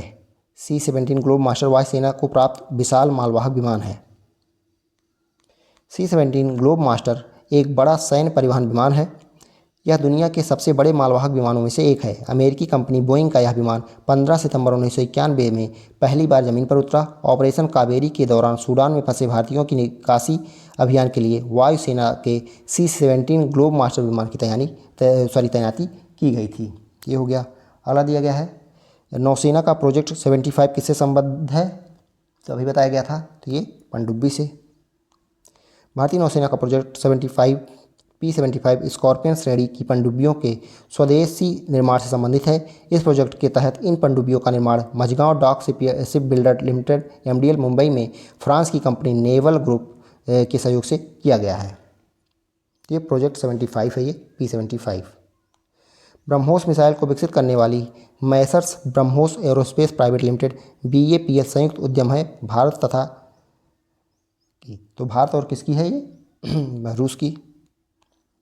भारत रूस संयुक्त उद्यम ब्रह्मोस मिसाइल की मारक क्षमता 290 किलोमीटर है और यह मैक 2.8 ध्वनि की गति से लगभग 3 गुना की उच्च गति के साथ विश्व की सबसे तेज क्रूज मिसाइल है। इसका नाम भारत की ब्रह्मपुत्र नदी और रूस की मॉस्को नदी के नाम पर रखा गया है। निम्नलिखित में से कौन सी सतह से सतह पर मार करने वाली मिसाइल है? सतह से सतह पर मार करने वाली इनमें से प्रलय है।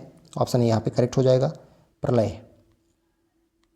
प्रलय एक सतह से सतह पर मार करने वाली सामरिक बैलिस्टिक मिसाइल है जिसे भारत द्वारा विकसित किया गया है। यह मिसाइल कम दूरी की मारक क्षमता वाली मिसाइल है और इसे विशेष रूप से दुश्मन के ठिकानों पर सटीक हमले के लिए डिजाइन किया गया है। प्रलय मिसाइल की मारक क्षमता 150 से 500 किलोमीटर है, जिससे यह अपने लक्ष्य पर सटीकता से प्रहार करने में सक्षम है। प्रचंड, जिसे हाल ही में सेना में शामिल किया गया था, एक है। तो प्रचंड इंपॉर्टेंट क्वेश्चन है, ये लोअर पीसीएस में आने वाला क्वेश्चन है। तो प्रचंड जो है, जिसे हाल ही में सेना में शामिल किया गया है, तो ये एक प्रकार का हेलीकॉप्टर है। प्रचंड भारत का पहला स्वदेशी हल्का लड़ाकू helicopter light combat helicopter LCH है। इसे हिंदुस्तान एरोनॉटिक्स लिमिटेड HAL द्वारा विकसित किया गया है। यह दुनिया का एकमात्र लड़ाकू हेलीकॉप्टर है जो 5000 मीटर की ऊंचाई पर हथियारों और ईंधन के साथ लैंडिंग और टेक ऑफ कर सकता है। DRDO का वैमानिकी विकास प्रतिष्ठान ADE स्थित है। तो ADE कहाँ स्थित है? बेंगलुरु में। ऑप्शन यहाँ पे करेक्ट हो जाएगा। अगला है, तो ADE aeronautical development establishment ADA, इसकी स्थापना 1969 में की गई थी बेंगलुरु में। रडार का पूर्ण रूप क्या है? तो आप सभी लोग को पता होगा, radio detection and ranging. Option यहाँ पे करेक्ट हो जाएगा। तो दोस्तों यहीं तक रखते हैं क्योंकि वीडियो काफ़ी लंबा हो जा रहा है, उसके बाद फिर मन भी नहीं लगता है। तो दूसरे वीडियो में ही ये पूरा कंप्लीट हो जाएगा। तो लगभग 480 से ज़्यादा क्वेश्चन हो जाएंगे केवल 2 वीडियो में। तो अगले वीडियो में हम लोग करेंगे। बाकी आप लोग टेलीग्राम चैनल से जुड़ जाइए और ग्रुप से भी, वहाँ पे रेगुलर जो है आपका फ्री क्विज चल रहा है, वहाँ से आप लोग क्विज करेंगे तो आपको बहुत फ़ायदा होगा। तो दोस्तों चैनल पर बने रहें। चैनल को अभी तक सब्सक्राइब नहीं किया तो सब्सक्राइब कर लीजिए और वीडियो को लाइक कर दीजिए। धन्यवाद। जय हिंद।